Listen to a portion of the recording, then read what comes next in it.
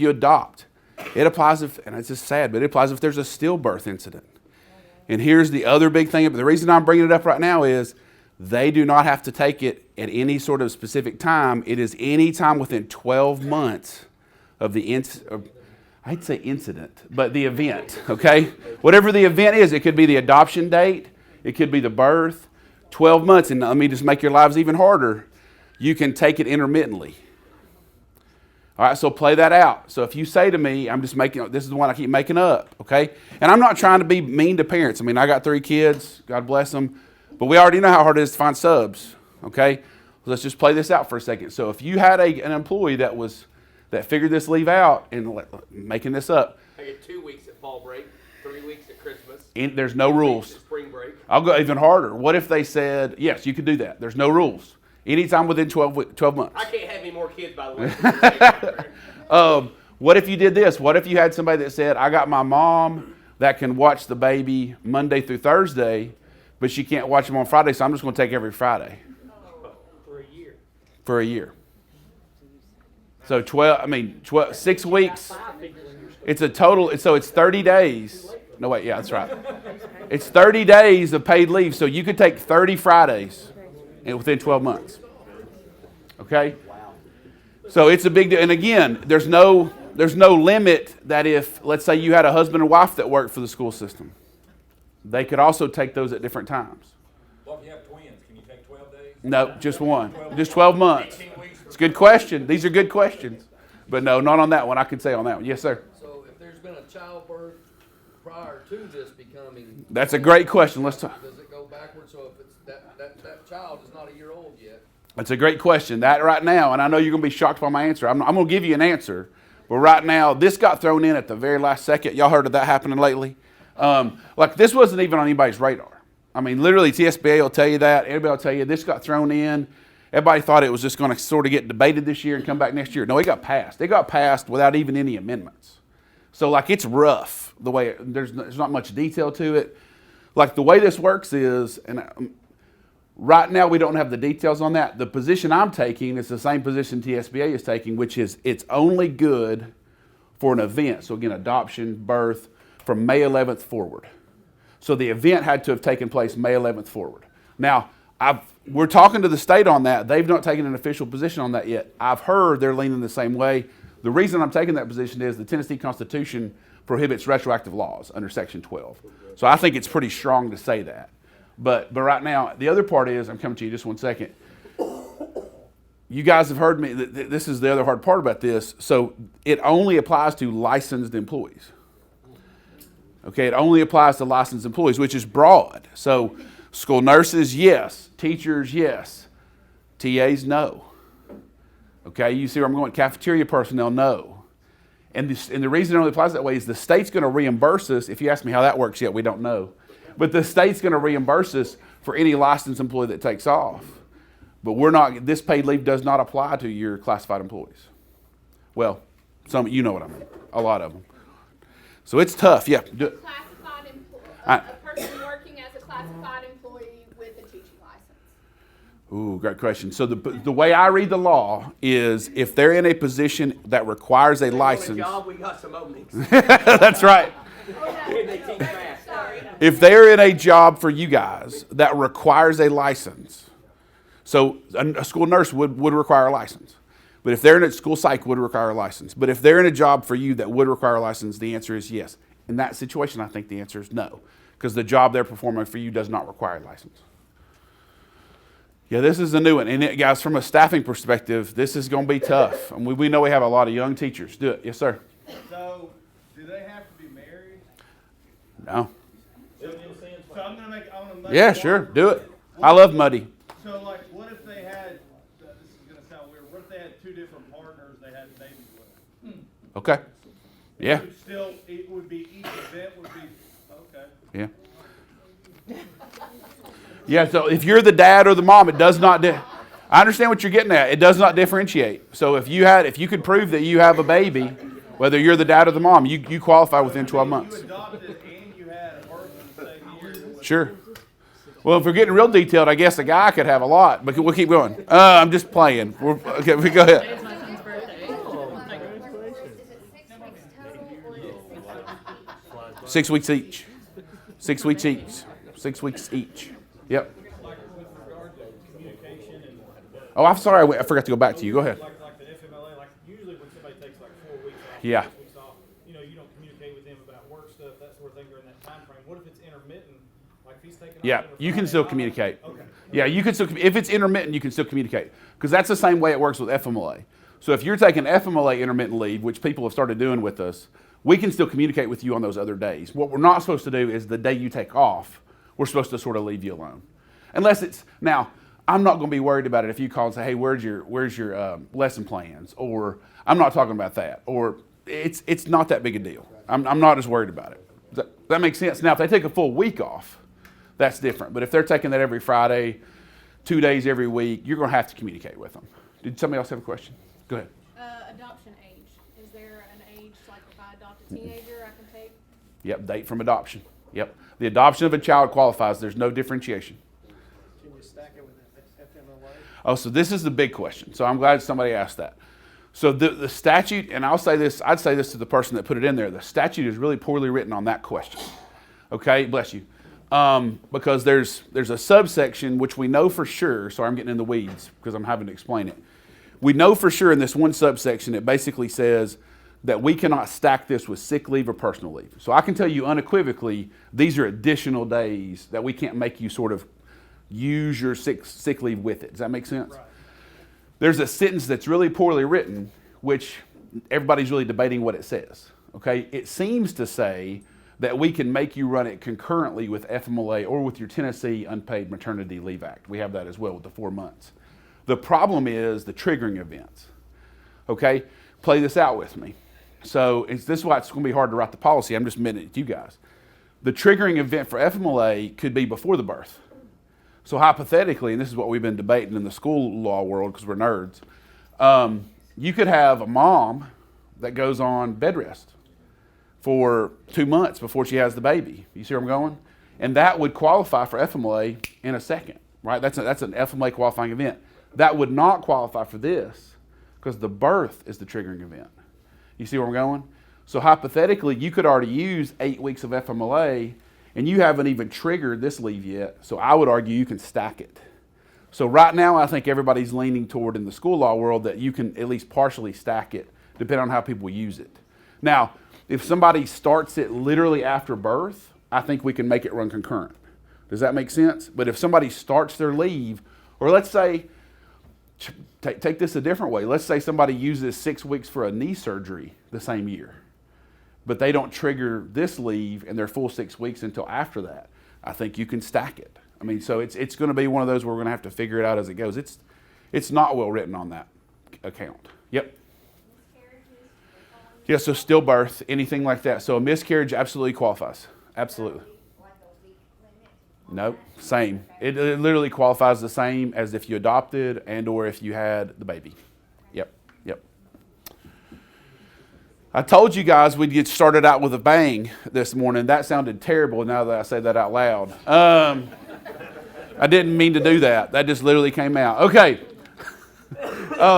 Let's keep going. All right, the other thing I want to talk about is the SAFE Act. Oh, wait, did y'all have any more questions on this one? No? Okay. Just bear with us on this one. We're all figuring this act as it goes. The state has yet to give us any clarity on the reimbursement process. I mean, I'm really worried that we're going to have to carry it for quite a while. I think you're worried about it too. We don't have a clue yet how they're going to do it. I mean, even from a logistical standpoint, it's my understanding that the Tennessee Department of Ed is the one handling reimbursement. They're not set up to do that. I don't think they would even mind me saying that. They're not set up with the capacity to handle that level of reimbursement requests from every school system in the state. I mean, I have no idea how they're going to do it. Hey, one more question on that. Sure. Kind of like with the FMLA, if you've got a teacher, let's say you've got a dad that's a teacher and he's a coach, and he's taking that 6 weeks. He's not supposed to be coaching. Yeah, that's right. Yeah, if you say to us, you cannot work, that truly means coaching too. Period. Yeah, so you can't sort of pick and choose what you want to do that day. To me, it'd be the same thing as saying, hey, I'll teach that AP class, but that sort of freshman English class, I'm out for those 6 weeks. You can't, and it's the same thing legally. Do it. Friday. Yeah, yeah, Take off Monday through Thursday and work on sure. Friday. He could. He really could. With that, Because you can use it any way you want it within that year. I know. You see the faces of this one's going to be like a puzzle. and here's the one thing you have to think about in Anderson County. Our Board of Education never does anything for the classified that it doesn't do for certified. Right. So then, Yep. does that say, okay, the school system's gonna pay for those 6 weeks of classified? Yeah. So then you're talking another 300,000 to 400,000 maybe a year out of the budget. And can I add to that? You're going to see a little bit, and you know where I'm going with this one. Since you brought it up, I'm going to say it out loud too.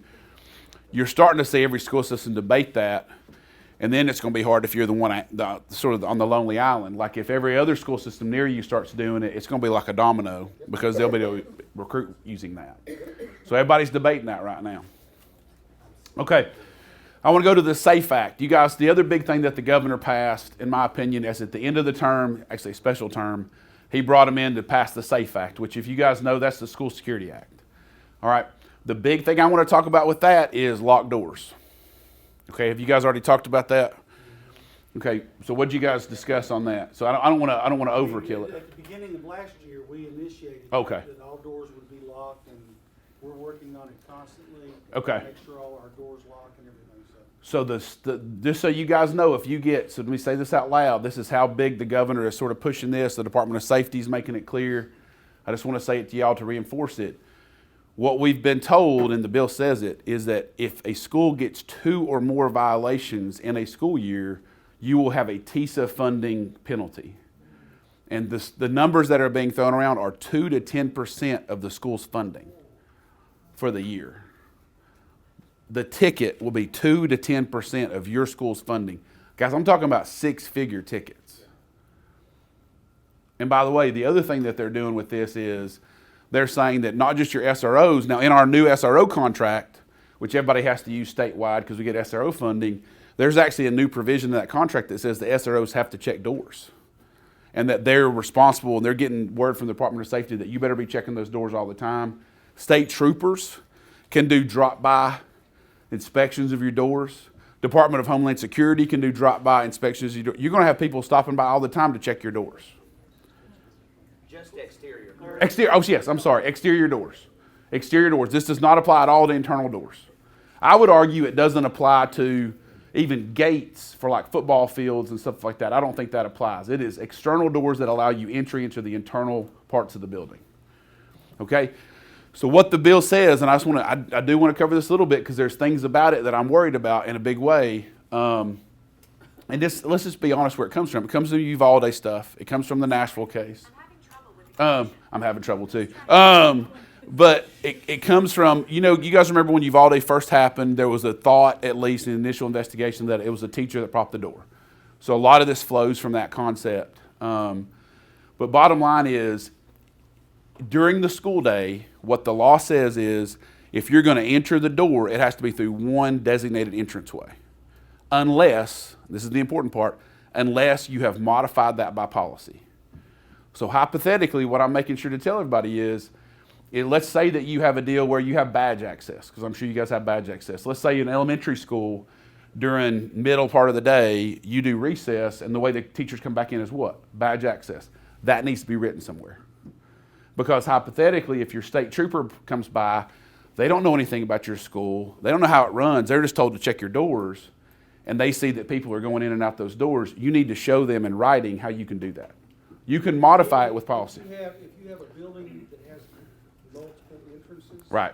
Yeah, so it's supposed to be one door during the school. So from first bell to last bell, one entranceway in and out. Well, I'm sorry, one entranceway in. It doesn't matter where you exit, but unless you modify it in writing.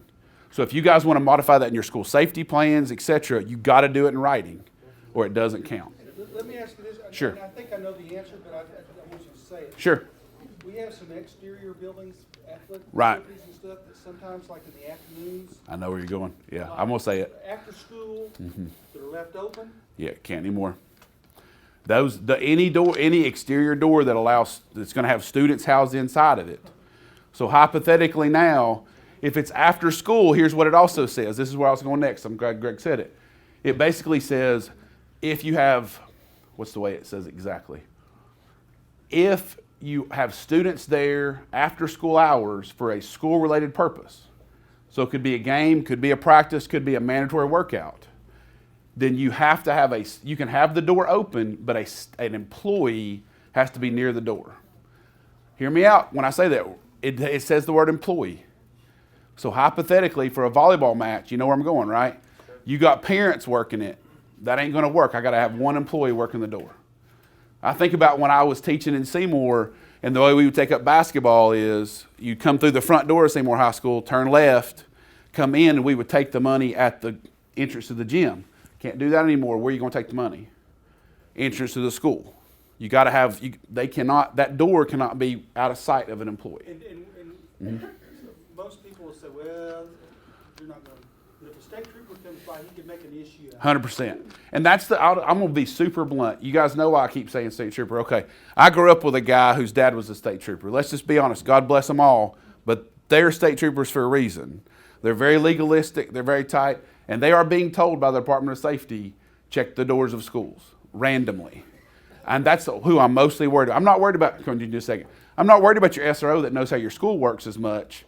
I'm worried about that state trooper that doesn't know how y'all work, but they're being told, hey, stop by that school and just walk around. And they see kids going in and out of that building at 4 p.m. and they're being told, hey, wait a minute, if they're there for a mandatory reason, they're supposed to be an employee, y'all going to get written up. You're going to get written up. Yep. So 2 questions. So one would be, after school hours, you're having an event. Can the entrance change, like that main entrance to that? Yep, activity? it can. Absolutely. As long as any exterior door for an after school hours for a school-related event, as long as there's an employee near it, you could use multiple doors even, in my reading. Multiple events. Same Correct. thing occur? Yep. All right, last question. So what if you use garage doors that cool the facility? I know, yeah. Or if you use bays for your CTE, that's the one you're going to have to make sure that's written somewhere in your policies as to how you're doing it. And you're starting to see schools mess with that to where, one of the debates, for example, let's say you have an auto shop bay and you got it open because the kids are working in there and they're using welders, etc. One thing I think people are going to start flirting with is you're going to have to maybe put a badge door in the internal door there. So that's going to be almost like a secondary exterior door. You see where I'm going? So there's not an easy way for somebody just to walk in that bay and just walk straight into school. So if the garage doors are open, the doors that you access the garage doors Arguably become exterior doors. Yeah. And so I'll throw another one out that people, that's why I've been trying to think about this. What about your loading docks in the back behind your cafeterias? If you have during the day drop-offs for that, there's an argument if I read that bill. Oh, go ahead. You finish what you said. Okay, if I'm doing the middle of the day, say I'm dropping off lettuce at 11 a.m., we need to have something written in our policies that's allowed and how that works. So is there an employee that goes out to meet them with a badge or whatever it is? Because again, you happen to have the bad day where the state trooper shows up and you got people without badges that are not employees walking in and out of that school unrestricted, you're going to get written up. And again, 2 of those write-ups is big money. Yes, sir. Let's say, just like right outside here, we've got garage doors. Yep. What if we put a chain link fence with a gate there? Would that suffice as far as? I would still write it. I would still put it in your plan. But yes, I think it would be fine. I think it would be fine. Let me say this. The other thing people are flirting with, and y'all might already be doing this too, it's one thing if kids do it, right? You're going to have to punish kids for it if they leave the doors open, if they open the door for somebody else. But I hate to say this, the discipline for employees purposely doing it, purposely leaving a door open, purposely propping a door open is going to have to be significant. Because employees are going to have to understand, y'all could literally cost us hundreds of thousands of dollars by being dumb about this. So, I know one school system's put something in that says the first time you prop a door open intentionally, you're getting a written reprimand. Second time, you're getting suspended. That's how serious it's got to be. Because I can't stress it enough, the money's real. And everything I'm hearing, and Tim's hearing the same thing, that's why he's nodding. Everything I'm hearing is basically the governor has off the record, on the record, said to the Department of Safety, we're going to make some examples out of schools because we want to show people we mean business. And Anderson County's awful close to the interstate. It's very close, man. We It's have very two trains. close. I passed two of them this morning. Yeah, it's very close. Sorry, guys, to start off with the bad news, but that's just a big one. Yep. So, just for clarification, so the field supervisor who is in and out of the 15 schools and uses keys to get That's to fine. the cafeteria door in the back, that's fine? That's fine, but we need to just have a little line in somewhere that says employees can enter and exit during the school day with badge access. I mean, it could literally be one line. Because what I don't want, again, is you guys see why I'm so worried about it. I'm not worried about it, again, for those SROs. Okay? They're not going to write you up for something that they see every day. I'm worried about the random Homeland Security officer that shows up and is just sitting in your parking lot doing a random inspection and sees people going in and out and comes in and says, hey, show me your processes for who can get out of school, and you don't have that written. They're going to write you up. They're going to write you up. Yes, sir. This question is more for Dr. Parrott and Mr. Deal, but I have greenhouses, so the door gets sometimes a rock put in it. I'll be the first one probably writing up a teacher or doing whatever, so are we gonna have a district consequence level severity, 1, 2, 3, or are we gonna do that individual school? We'll have a district. We have a district. Okay, sure. Okay, any more questions about that one? I'm sorry to start off bad, but I just think, I mean, when I saw 2 to 10%, it was a mind-blowing number, to be honest with y'all. It's a big number. Okay, let's start. Again, I'm going to jump into off-campus speech. If we go back, I'm going to go super nerdy. I'm going to try to hit this one quick because I'm going to do some scenarios instead of just talking at y'all, but I want you to know this case happened. So if we go back to the U.S. Supreme Court, we know all the way back to the Tinker case, which is what you see right here. That's in the 1960s. That's the armband case, right? You guys remember that case. Mary Beth Tinker wears an armband with a peace sign on it, and she gets suspended from school because she's silently protesting the Vietnam War. And the Supreme Court says what? They say your free speech rights, your constitutional rights do not end at the schoolhouse gate. A lot of you guys that have taken education law, you've heard that line a million times. What happened since then, though, is that in almost every other case, so in Hazelwood and Bethel and Morse, the school system won. So what happened is in the 60s, the Supreme Court basically comes out with Tinker and says, hey, kids do have some degree of free speech rights, but then they slowly pulled those back in these other 3 cases that came through the 80s and the early 2000s. Okay, so what does that all mean? That all means that basically the Supreme Court said, until we get into recent, that when it comes to kids and speech, that we still control it. That the kids have some degree, but it's very limited. So if you're talking about during the school day, nothing has changed. If the kid causes disruption at all, if you're running like in the Bethel case, if you're running a school assembly and you're giving a kid a microphone and you want to edit what they say, you can. If you want to say, hey, you can't do any protest, anything in the middle of algebra class or second period, you can. Okay, because we're loco parentis during the school day. We're the parents when the parents aren't there. So during the school day, the Supreme Court has backed you guys up over and over again to say you have a lot of control and say as to what kids can and cannot do. Now, if they're not being disruptive, going back to Tinker, I mean, remember what she do? She didn't stand up in the middle of algebra class and start protesting Vietnam. She didn't go out and start an assembly. She literally just wore an armband and was silent about it. That's it. And the armband was literally the peace symbol. It wasn't like the F word. Okay? So bottom line is the court sort of was backing us up, had the school districts back for many, many years. And then, though, what happens is we go into the Mahoney case, which I talked to you guys about a few years. That's the cheerleader case. Does anybody remember what happened with the cheerleader case? I hate to call it the cheerleader case. It just rings a bell. So what did she do? Because this is the first time, literally since the 60s, that the Supreme Court ruled against a school system in a student speech case. Okay? What did she do? Bash the school, didn't she? How'd she do it? Social media. Okay, so this is the first time the Supreme Court delves into the stuff that, especially my high school, middle school people, deal with daily, multiple times a day, right? That these social media issues are just coming into your schools constantly. You're constantly being flooded with them. What do you do about it? In the first case, the Supreme Court sort of has the back of the student.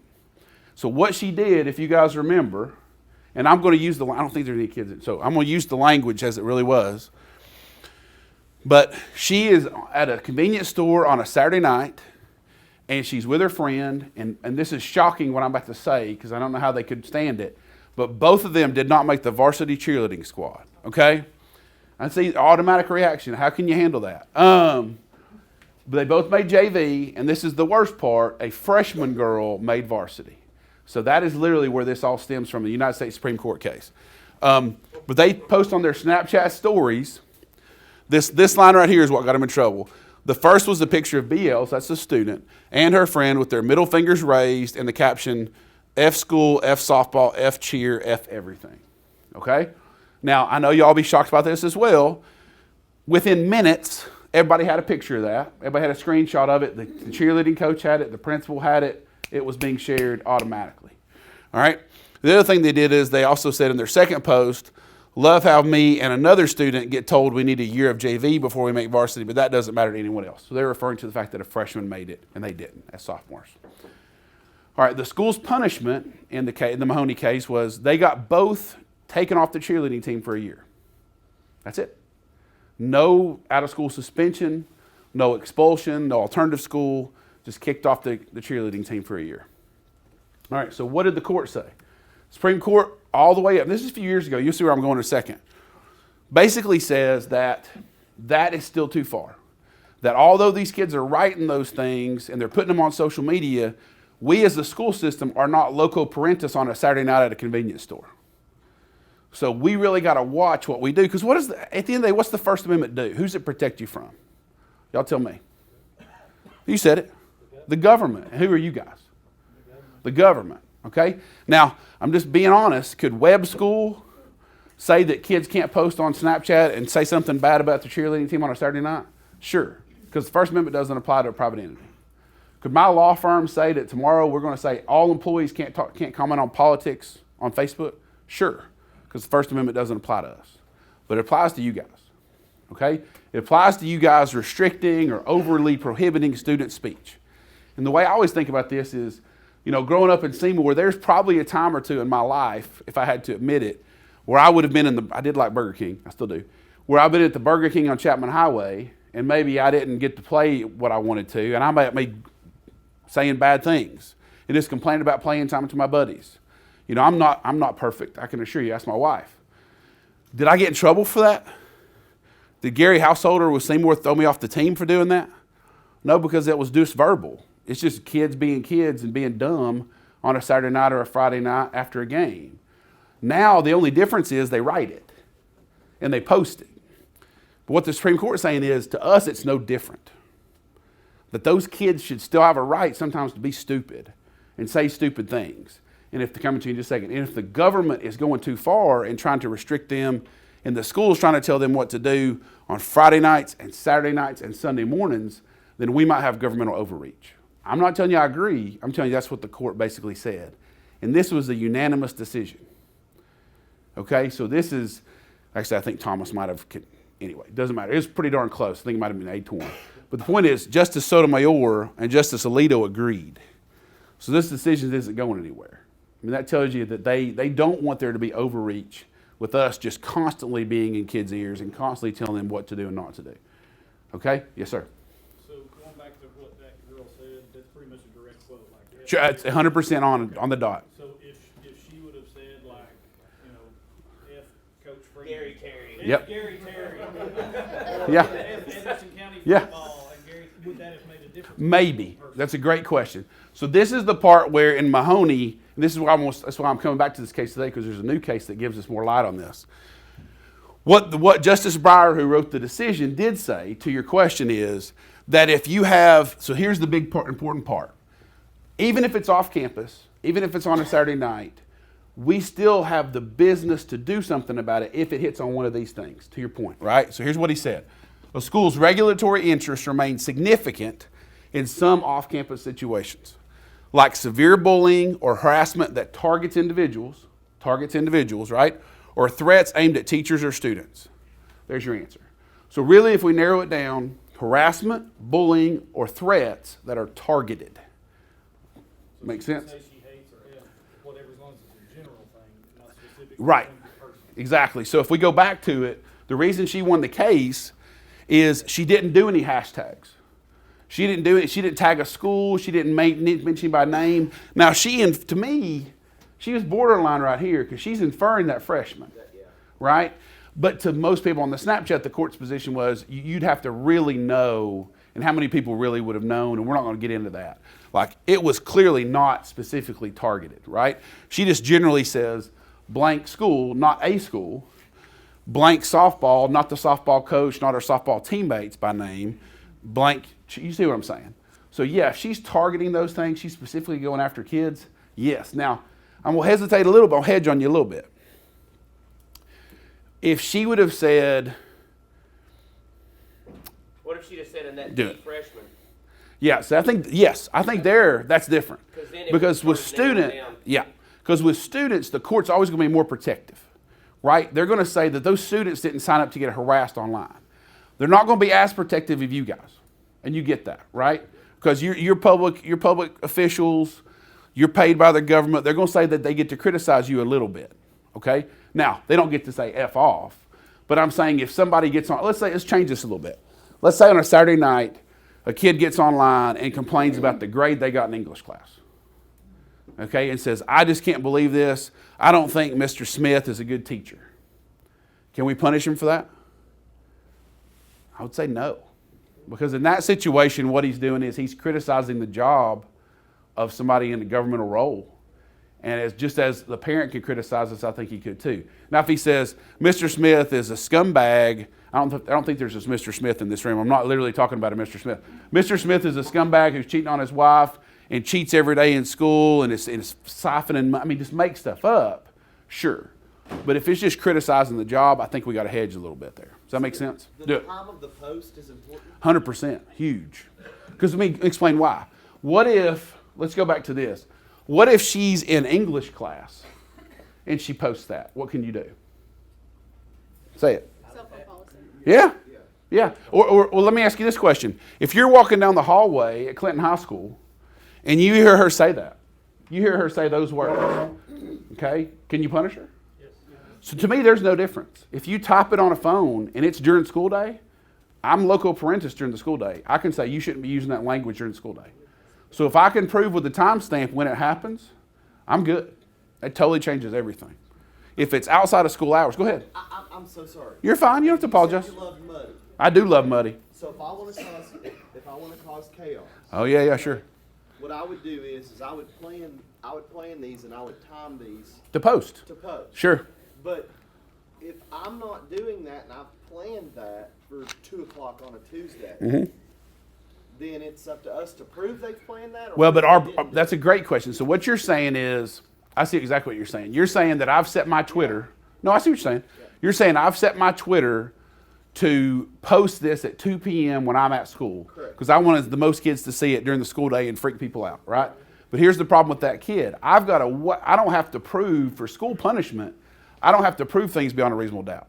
Okay. I just have a material evidence rule. So you see where I'm going? I do. The only thing I need is a timestamp. And then that kid during the DHA is going to have to prove somehow that he set it up to do it that way. But I still think we win that one because there's a difference to me there. You are still actively taking a role in making sure something posts during the school day while you're in our care and while you're at our school with other students present. I think we're good. If you post it to occur during school, it's our business. If you post it on a Saturday night, then that's when it gets wishy-washy. Is that fair? Absolutely. Yeah, no, that's just hard on purpose. Yep. I think a lot of times we see where like something will happen during the school day. Sure. And then they go home at night and Yeah. they use a lot of passive aggressive, vague language. Sure. cryptic. Sometimes not even vague. But no, I'm just kidding with you. Go ahead. But, for this question, very vague. Yep. Is that allowed to be used as supplementary evidence in the continuation of like what happened? I think the answer is yes. If it definitely, so that's a great question. If it falls under any of these things. So, I mean, can I play that out a little bit more? So say, for example, you got two kids on a Monday morning jawing at each other over a girlfriend. One's girlfriend, one's ex-girlfriend. These never happen, right? Okay? And they're just jawing, and then you basically have a come to Jesus meeting with them and say, y'all keep it up, you're going to be finding yourselves an ISS or finding yourselves an alternative school, right? So later that night, after you've had that talk, you see them still going at each other. One of them says something like, hey, tomorrow I'm going to whip your behind. Probably a little more firm than that. Could you do something with that? Absolutely. Because then they're threatening a disruptive activity that's going to absolutely funnel into your school. So you could use that, and you could pile on with it because you already have the other incidents that it started at school. 100%. That'd be part of your evidence. Yep, good to go. Any other questions on that? All right, so here's what happened with the new case. So quick refresher, don't forget that the Sixth Circuit Court of Appeals, guys, is the Court of Appeals for federal court that we care about. All right, so all the federal courts are set up in circuits above us. Anything appealed from Tennessee, Kentucky, Ohio, or Michigan goes to the Sixth Circuit. So when the Sixth Circuit puts a case out, it automatically sets precedent for us in Tennessee. So we automatically say this is a case that controls here. Okay, it's still weird that the federal courts are regional like that, but the Sixth Circuit is the one that all of us pay attention to the most. Okay? All right, so here's what happened. We have a student, it's an Instagram case, and he posts and creates a fake Instagram account. I'm going to show you the language because I think you need to see the language, see how extreme it was. And he posted all after hours. And I'm going to go ahead and give you the good news of the case.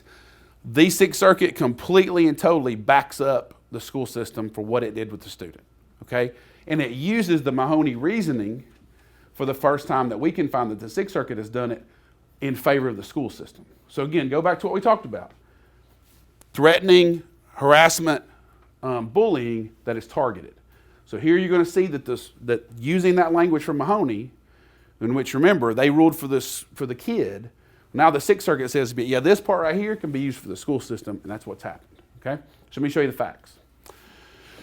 All right, so HK created a fake Instagram account, and he created it for his teacher, Mr. Schmidt. So make sure you're hearing me what I'm saying there. He created an account saying he was Mr. Schmidt, trying to pose as Mr. Schmidt. Okay? HK made one post and a biography. Then he told his friends KL and LF about it, and they really made all the offensive posts. So that's undisputed. So I'm going to tell you right now, factually, keep that in your heads. He made the account. He handed it over to these two ruffians, and they just ran with it and went crazy. Okay? So again, they made all the highly inappropriate. So I'll show you some of the posts in a second. They told him about it, and then he thought they were hilarious, and he really sort of becomes the ad man for the place. He sends it around, he shares it, he gets people to join and follow it, but he does not make the actual post, and both of his friends admit it, that, hey, we're the ones that made the posts. Okay? The account was still active. That was made on, I think, over the weekend. It was still active on Monday. Students were continuously talking about it. They interviewed kids. They had the witness statements throughout the school day. There were teachers that were tagged, so hashtag tagged, to make sure that their accounts were they saw it and other kids that were following them could see it. He took it down Monday because so many people were talking about it. He got nervous about it and basically pulled it. But it was live during the school day for most of that day on a Monday. The principal found out and eventually gave them, it was originally 5 days, but he gave each one of these kids multiple days of OSS. And the only thing they did was create an Instagram account that happened outside of school. So what do y'all think? So far, is this something you would do before I show you the content? Let me just say this. Just creating an Instagram account, not knowing what's on it, but posing as a teacher. Is that enough? Targeting. How's it targeting? I'm not disagreeing, just how. Specific out to a teacher. Right? It's literally taking that person, posing as them. Can you then assume possible disruption? Or at least, does that give you enough to investigate it? Yeah. I think so. Okay? Now, when I show it to you, you're always going to be like, well, you're darn right I would have punished them. Let me show you the stuff that they said. This is just some of it. All right, again, I'm just using the actual things that were posted. A photograph of a gas pump with a hypodermic needle embedded with the caption, "Watch out, guys, I'm concerned for everyone's safety." A photo of a disabled student with the caption, "Glad this sicko is out of our school." So they literally posted a picture of a specific student in the school who was disabled, who was no longer at the school. Okay? A photo of Schmidt, who, remember, is the teacher, and his wife and child. I'll let you read that to yourselves. A photo of Schmidt and his wife. Happy 3rd anniversary. Hashtag STDs. There was also where they were talking about Schmidt, and he was posting, and he would hashtag other teachers, inferring that he was having relations with them as well. Okay? So you can see it. I'll let you guys read some of it. So he's posting. That's a student right there, hashtagging those kids. So what do you think? Yep. Does it matter to you guys that he's not the one that made the actual posts? Remember, 3 kids got in trouble, only 1 sued. The 2 kids that made the post just took their punishment and went home. One of them's dad, the one that made the Instagram account and just turned it over to his buddies, he's the only one that sued. Does that matter to y'all? He's the causation of the whole thing. Tell me what do you mean? Play that out. He started the whole thing. If he had not initially created the account, Yep. then it wouldn't have gone to the level that it went to. Absolutely. Potentially. Okay, I'm with you. There you go. Yeah. Shared it, made sure other people saw it. And also, can I say this too? He's the one that had original logins. I'm sure he knows how those guys are. He didn't have to turn the keys over to them. I mean, if one of my buddies races cars and I hand him my car keys, I should probably assume he's going to speed. Okay? I'm sure he didn't hand it over to these guys because they're quiet and shy. Okay? I'm sure he knew what they were going to post.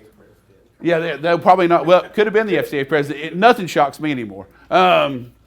Anything else? All right, so here's what the parents sued over. The parent and student had 3 arguments. Okay? One was they said that the school could not regulate this off-campus speech.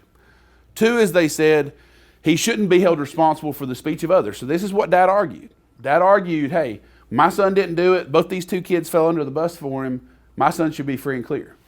And then my favorite argument, and I'm being sarcastic, is he said that we didn't have a specific rule to account for this situation, therefore he shouldn't be punished. Now, I hate that argument so much because, and I'm going to tell you guys, this helped us out in a lot of ways because we got, for the first time that I've ever seen it, the Sixth Circuit says schools are allowed to have these vague rules. That's a good thing, these catch-all rules. And why do we have to have those? Because we can't keep up with what kids are going to do.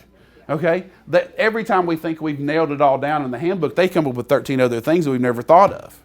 All right? And the court basically says that's okay.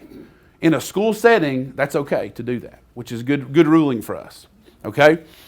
All right, let's play out what the court said. All right. First of all, the court said, one thing that was interesting is the court said this was so bad, like what was posted was so bad that this is the principle, that the school system could reasonably forecast that this was going to be disruptive. Think about that for a second. So normally the courts have always said to us, you have to show actual evidence of disruption, which I still think we should. And when you guys dealt with the Confederate flag case, that's how you guys won that case, right? And resoundingly won that case. That's a big case because you had actual evidence of disruption with Confederate flag in the parking lot starting fights, kids wearing their shirts starting fights. And that's why that case is a big case, okay? But here the court's saying with social media, there's some stuff that is so egregious that you can probably just even assume it's going to be disruptive. That's a big change for us. So if you got a kid that, is using racial slurs over the weekend or targeting kids and saying, I'm going to come in and we're going to start a fight in the middle of the locker room in the first day in gym, we can now assume that. We can just go ahead and pull those kids out. We still want to gather other evidence, but the court's saying we're going to back you up even if it's that bad, yeah, it's going to be like a bomb dropped, okay? Multiple teachers reported disruptions. Again, they looked into it, and clearly with all the chaos that caused on Monday, they had the schools back all day long. What did the court say about the argument? And this is similar to what you guys said. They totally threw out the argument that he didn't make the post, therefore he's not accountable. And here's the stuff they pointed to. He created it. He shared access to both boys, so that whatever they post, he's now responsible for. He joked with them about the posts instead of deleting them. At any time, remember, he owned the account. He could have taken them down. He could have shut the thing down. At the end of the day, who's the one that closed it down on Monday? He was. He could have done that anytime he wanted to. And again, he accepted the followers. Everybody that looked at it indicated that they made the post, but he was the one that sort of made it gather the steam. Okay? All right. Yep. What about Mr. Schmidt? Does he not have Oh, that's a great question. So let's play that out. Okay? So, and I should have brought that up earlier. Don't forget that there's literally 2 completely different lanes of travel when it comes to legality on these cases like this one. Okay? There's the school system. I'm taking the long way around here. There's the school system who has to look at this and has to worry about the First Amendment, right? Like we can do something about it, but we're limited, right? We can punish discipline-wise, or sometimes like with Mahoney, we can't. Now, but change it up. Can that individual employee? Sure. Because just because something is First Amendment legal, all that means is what? That means the government can't do something about it. Okay? So hypothetically, Tim can't call me and say, hey, Chris, on behalf of that teacher, not that he would do this, I want you to send a cease and desist letter to that parent. Now, why can't they do that? Because that would be using governmental money to inhibit or prohibit the speech farther than the courts let us. Does that make sense? Now, but hypothetically, if you got your own lawyer and said, hey, send a cease and desist to these parents and accuse them of false light, impersonation, breach of privacy, slander, defamation, libel, all those claims are completely within the realm of an individual plaintiff, 100%. And in fact, just a few years ago, y'all remember, we had a pretty big lawsuit in Knox County. I don't represent Knox County, where 2 Hardin Valley baseball coaches, remember this, sued a parent because she alleged they were being abusive to the boys during practice. And I'll tell you right now, she orchestrated this whole thing where, you guys know that story? I mean, that's so for those of you that don't, basically what I understand happened was they were holding a pitching drill, basically a beanball drill. And they were using the rubber balls, just showing kids, hey, if you're going to lean into one, you want to get here, not in the ribs and that kind of thing. She filmed it, turned it into DCS, and reported it as abuse. Well, she also knew that Knox County has a policy, like a lot of school systems, that the moment you're under a DCS investigation, whether it's a valid one or not, they put you on admin leave. So the moment those coaches put on admin leave, she sent a story to the News Sentinel that said, hey, by the way, you should know the Hardin Valley baseball coaches are on admin leave because they're under investigation for abuse. Big story comes out. So the whole thing is orchestrated. Well, they sued her, and I'm pretty sure they settled that case. I don't know the number, but it went away, and things just don't go away unless you pay people. So point being, yeah, those individual suits are there, and the First Amendment has nothing to do with those. Okay? Sure, do it, man. Do it, Darren. Because you can see it happening. Oh, sure. Let's say that those students, that individual teacher files suit against Yep. the kids, Uh-huh. parents, whatever. And let's say, I'll use, Anderson County and Clinton High School because they're larger. Okay. Well, let's say that kid just so happens to be in your class. Yeah. As an admin, Yeah. I'm probably going to want to pull that kid, but to flatten it out more to make it more difficult, because that's what happens, his girlfriend's in there, and he doesn't want to be pulled out of that class. What can we do about that? I mean, can we take them out? I mean, It's a great question. So one thing that's really hard there is, and this is where this stuff's so tangled, right? Goes back to the school system having First Amendment responsibilities. So yeah, you're able to. I could go on for days on this one. This is too complicated.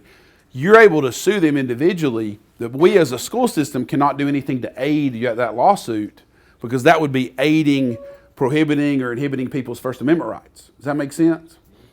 So I'd have to be careful about doing anything at school to favor or disfavor that student because you have a lawsuit against them, or they could consider that retaliation under the First Amendment, so in which is theory, called a 1983 I'll claim. have to leave the kid in the class of the teacher who's suing his parents. Hypothetically. Now, hypothetically, hopefully you can have a conversation with the parents and say, is this really in everybody's best interest? But here, let me make it harder. What if that teacher that's suing is the only one qualified to teach geometry, and the kid has to have geometry to graduate? Now we're really stuck. Yeah, absolutely. Great question.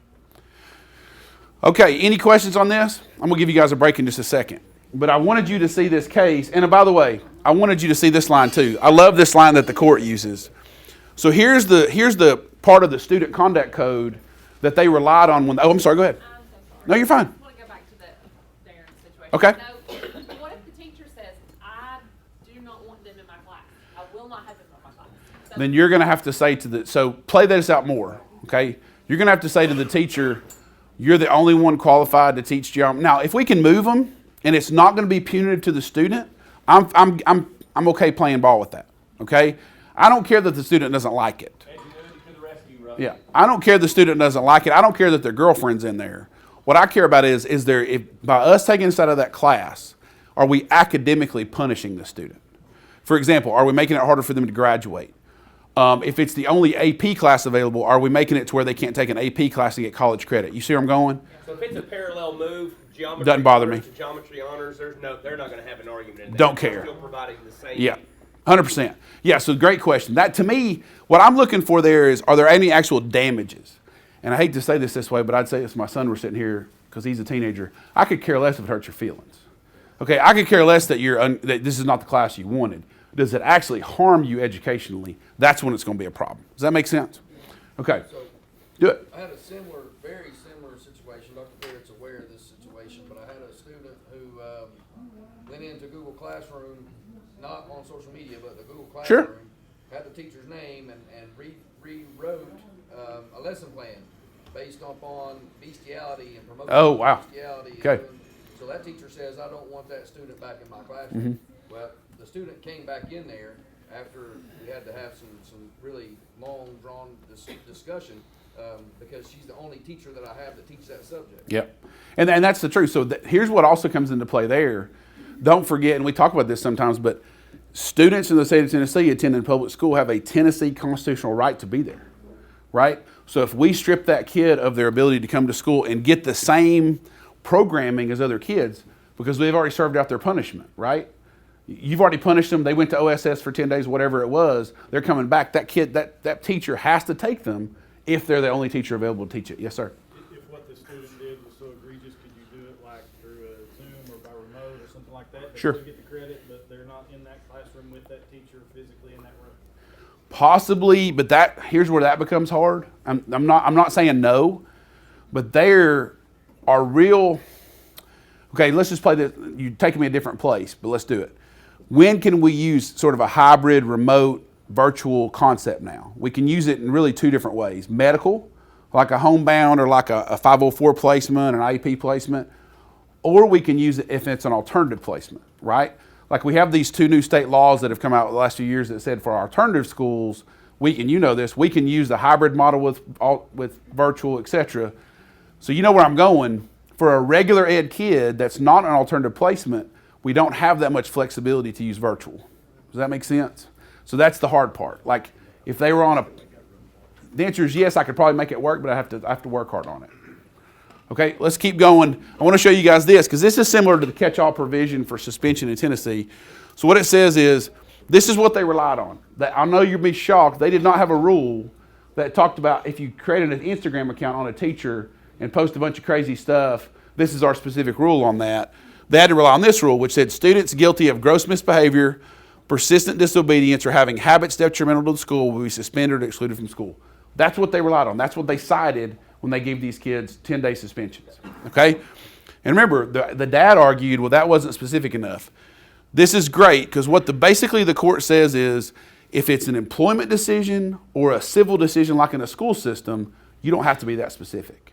You can rely on broad-based rules. Now, criminally, the criminal statutes have to be dead on because if you violate that, where do we put you? In prison. We take away your ability to walk around as a free person. Okay, for criminal statutes, it's got to be specific, but for our rules, our codes of conduct, we can use more broad-based concepts. Okay, so that's a really good one for us. Any questions on this case or free speech, anything like that? Like I said, the biggest reason I wanted you guys to hear this case is it shows you what the courts are going to back you up on. It shows you that the Mahoney case, even though the school system lost on social media, gave that foothold of if it's threatening, harassing, or bullying, even if it's off campus, the courts are still going to let you do it. And now with the Friedland case, they proved it. Okay, so why don't we take about 5 or 10 minutes, we'll come back. Thank y'all. There's food over there. Okay, we'll just get started. Y'all know I try to just not talk at you the whole time now, so we're going to do some scenarios. Okay? We're going to do some scenarios. So this first part is just going to be group work. Whatever table you're at, make sure you can talk amongst yourselves. You know how group work works. You'll talk amongst yourselves, then we'll come back as a group. Make sure you go ahead, and because this always happens, make sure you go ahead and designate, if I call on somebody, who's your table speaker? Who's your table speaker, okay? All right. Let's get started. You ready? All right, I'll read it to you. The first one, my most hated villain of all movies. Okay. Astoria Middle School, where you're the principal, offers general music class taught by Dolores Umbridge for all students grades 6 through 8. At lunch one morning, one of your teachers, John Keating, said something odd in passing that you cannot stop thinking about. My wife had to work second shift last Friday, so I ended up sitting with Katie on stage during the music class concert. Later in the day, you pull Mr. Keating aside outside of his class and dig into that comment a bit. You know that Katie Keating is a 7th grade student with Down syndrome And you learn from Mr. Keating that Mrs. Umbridge does not allow special kids like Katie to perform during the end of year music concert unless a parent agrees to sit on stage and control the student. You can already see Kim making a face at me. Okay, though Mr. Keating could make this work, you learned 2 other students with special needs were told to stay home since their parents did not feel comfortable sitting on stage. When Mr. Keating sees your face contort, he says, I just thought you knew she's had this rule in place for years. All right, so what I want you to do is you're the principal, you're the admin team, talk amongst yourselves and tell me how you're going to address this moving forward. Not just with Miss Umbridge, but how you're going to address it in a holistic way. You're going to talk to the parents. I want to ask those questions to you when you come back. Talk amongst yourselves. Okay. I hear you guys start to come to a lull in the communications. So let's talk about it. Who wants to volunteer? What are you going to do? Big, broad question. What are you going to do? Call Chris McCarty. Hey, I love that answer.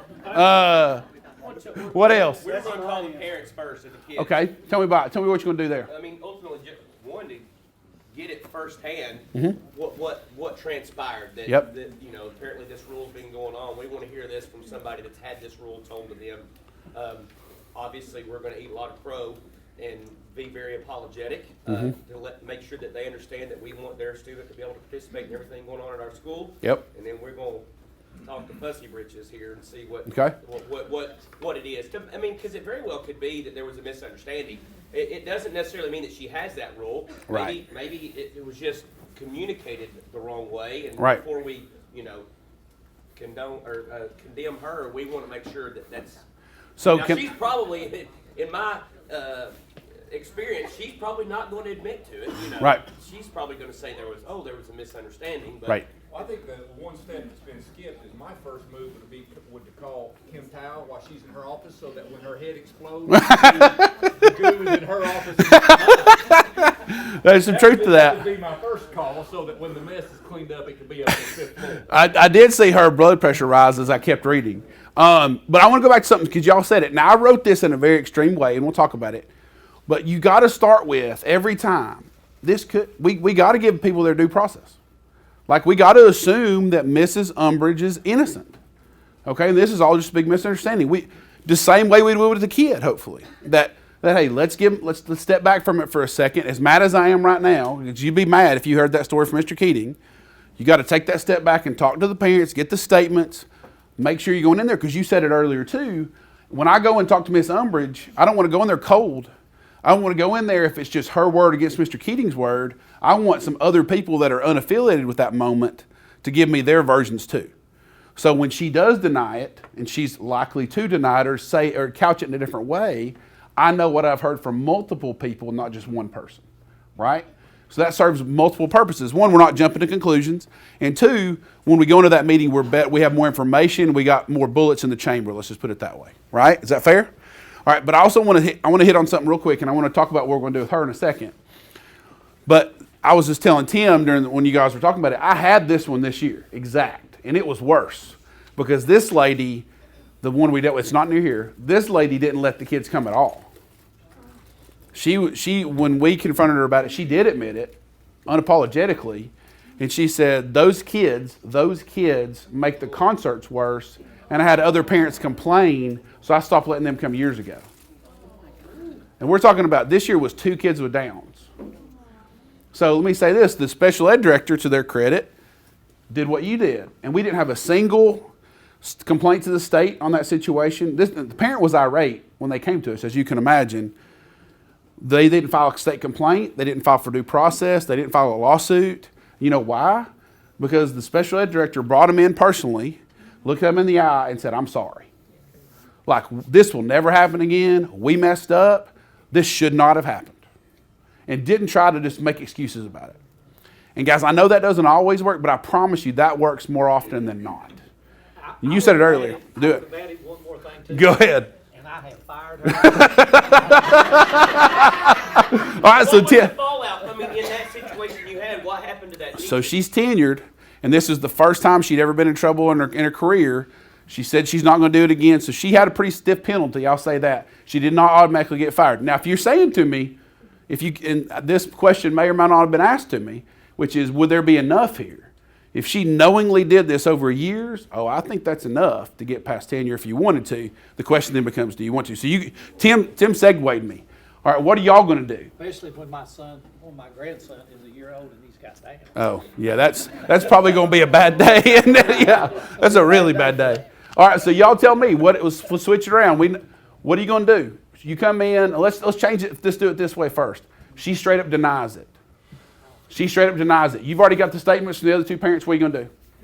The last statement there, I just thought you knew because she'd been doing this for years. I would collect some evidence from previous school years. So how you going to do that? I agree with you, but how you going to do it? Walk me through it. I mean, obviously, if that staff member knew, I'm going to get statements from previous years or whatever from different staff members. Okay. All right. Different staff members. Parents. Even call other parents that you know you can be straight up with, not somebody that's going to jump to conclusions, right? Parents that you know is pretty reasonable. I don't mind people narrowing it down that way. That's always a good way of doing it. At this day and age, if it happened at our school, we would go to one of our two classes, self-contained classes, and those teachers, Right. and say, hey, what's the deal with? They'd know. They would know if they've been asked not to come that night. Right. Yep. Absolutely. What else? Okay, so let's just say she denies it. Let's assume you've got the evidence. So not only did she do it, but she straight up says that never happened. So now you know she's lying to you as well. What are you going to do? Sick Greg deal on. Mine sat and videoed it. Suspender, Watch it. right? If she's Oh, don't lying, say that, Chris, if she's lying, doesn't that create another issue of insubordination? It does. You've got the act, and now you got insubordination. Yes, where I'm going. Great point there. So not only is it insubordination, agreed, it is also, remember, there's 5 ways, that's why I want to review it. There's 5 different causes that you can suspend or terminate a tenured teacher in the state of Tennessee. You guys want to name them? Insubordination's one. Okay, that falls under a bigger one. Yeah. Unprofessional conduct. Okay, unprofessional conduct. What else? Neglect of duty is 3. Inefficiency. If you're part of the Communist Party. It actually is in there under unprofessional conduct, yeah. It is. It is. That's how long ago that one was written. It was a McCarthy era subsection. Inefficiency, neglect of duty, incompetence is another one. Unprofessional conduct and insubordination. If you guys said to me, as somebody who has gone through a lot of teacher hearings, what's the number one thing people get fired for? It's unprofessional conduct. It's not even close. Okay? And to Darren's point, literally, if you look at the definition of unprofessional conduct in the statute, it gives you examples. It's not an exhaustive list, but one of the specific examples is dishonesty. So here, you not only have this insubordination because she's in a meeting with you and she's lying, she's being dishonest, which is by definition unprofessional conduct under the statute. At that point, do you have to go into the whole process of proving what she did, or can you just fire her for being? Could you know that? I mean, obviously, Yeah, that's a great question. That she's lying, but Right. man, now it's a whole different issue. Yeah, great question. So the problem so if she's tenured, the way the process would work is Tim would do the charges, present them to the board would approve the charges as written, more than likely, but then she gets 30 days to request an independent hearing. And then, we'd have to bring witnesses in. We'd have to call those people you guys got statements from and probably come in there and say, oh yeah, this happened 2 years ago as well. This happened 4 years ago as well, and prove the case. We do have the burden of proof. So that's why it's so important when you guys gather that evidence. It's not that most time we have to use it. It's for when we do have to use it. Because if you don't have that evidence ready to go, it's almost like it's prosecuting a case. I mean, when I go in and I prosecute a teacher dismissal case, it's a lower bar than a criminal prosecution, but I have to prove it. I have the burden. So I got to call the witnesses to prove what we said. It's not just, you can't just rely on the documents. Somebody's got to come in and testify under oath that what's happened is the way we say it happened. Okay? And this one, if she lied about it too, that's pretty bad. This is already bad because she's violating federal law. Right? Why is she violating federal law? Tell me that part.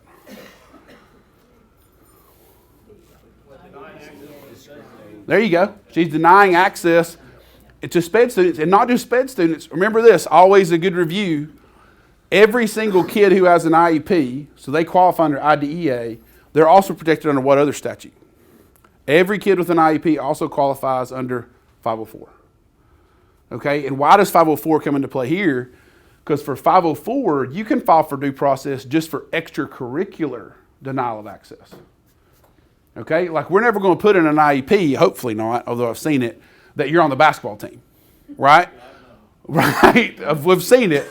But for 504, giving you access to all of our programming, even after school, is a 504 requirement. And remember, every kid with an IEP is also protected on 504. So here, we got 2 different federal laws that she's violated, and we got one that these parents could easily sue us under if they wanted to. Okay? Anything else y'all would do with this one? Anything else y'all would do with this one? So I'll tell you what the superintendent did. One other thing on this one is after this came out, a memo went out to all special area teachers that basically said, do not forget under 504, extracurricular activities are protected, and these students have a right to access them the same way as their non-disabled peers. Just as a reminder that we also got to show those parents and say, hey, when we told you this isn't going to happen again, we mean it. We've sent a full out memo to everybody in the school system to make sure it doesn't happen again, which also helped us make sure we don't have a claim. Like, she needs help. Oh, agreed. I was so mad, yeah. That's one of the maddest I've been last year, was when I got that call. I couldn't believe it. Go ahead. All right, Chris, let me ask a question. What if we figure out what she hates to teach? Okay. Put her in that subject area. Great question. Is Yeah. that retaliatory? Like, how would you do that? Great question. No, that's... Yeah. I call... he's retired now, so he won't mind me saying this. And Tim, you can say I said this. So Jack Parton was the director of schools in Sevier County for years, and Jack Parton loved what I call the transferred termination. Okay? Hypothetically, can you so the power of the superintendent to transfer is all-encompassing, and you can do it for disciplinary reasons. So it'd be shocking how many times, and again, Jack won't mind because he's retired now, it'd be shocking how many times you're teaching in Gatlinburg and all of a sudden you do something and all of a sudden you're at Seymour. Well, living in Gatlinburg and teaching in Seymour is pretty hard. So people don't end up staying when you do that. Or you're at Jones Cove. So not only within the school, transferring them to a different subject, all of a sudden you're teaching high school AP and now you're in middle school. Yeah, those things are completely on the table, is to answer your question. Yeah. Transfer power is absolute. That's why Tim's grinning. All right, anything else? All right. And I'll just say this, I'll say this on and off the record. Bigger school systems, you'll notice that teachers typically get transferred to other schools. Smaller school systems, man, they end up going to middle school a lot. I taught middle school, so I can say it. All right, let's keep going. All right, Lucas Bly is a 9th grade student with a 504 at Arlington High School, where you are the principal. Knowing Lucas's family and his older siblings for a number of years, you know that Lucas has struggled with serious epilepsy for many years. In early July, though, Lucas and his dad stopped by the school to deliver this note. To whom it may concern, Lucas Bly has been under my care as a pediatrician for a number of years now. As of the date of this note, Lucas has remained seizure-free for approximately 2 calendar years. Because I feel Lucas may have, like many kids, outgrown his seizure disorder / epilepsy, I am approving Lucas trying out for and possibly playing tackle football. At all times during practices and games, though, a nurse will need to be within the vicinity in case a seizure occurs. So I need to know what you guys, and when you're pulling in your AD and your football coach, what are you going to do about this one? So talk amongst yourselves. Okay, let's talk. There's a lot to unpack with this one. I see Catherine getting, she's thinking through this one. She's like, I better find a nurse. I'm just joking. We're All going right. to get a nurse for 1 week from Catherine, and we're going to start with Oklahoma drill. And we're going to find out if he really wants to play football or not. Okay, so now let's start there. You're joking with me. Let's start there. Is there a difference between he can try out and he's on the team? Okay, so let's start with that. By having a 504, and we're going to dig in more into this, does that give him a right to try out with accommodations, or does that give him a right to automatically be on the team? Try out. Okay, so we always got to start with that. Okay, now you got to also make sure your coaches know, and I know y'all's coaches know, that they got to get a fair shot. And we were joking about it, but yeah, if he runs a 4.5, I promise you he's making it, right? And I don't blame you. I'd put him on there too. So let's unpack it more though. But what if we've not had a tryout in the past?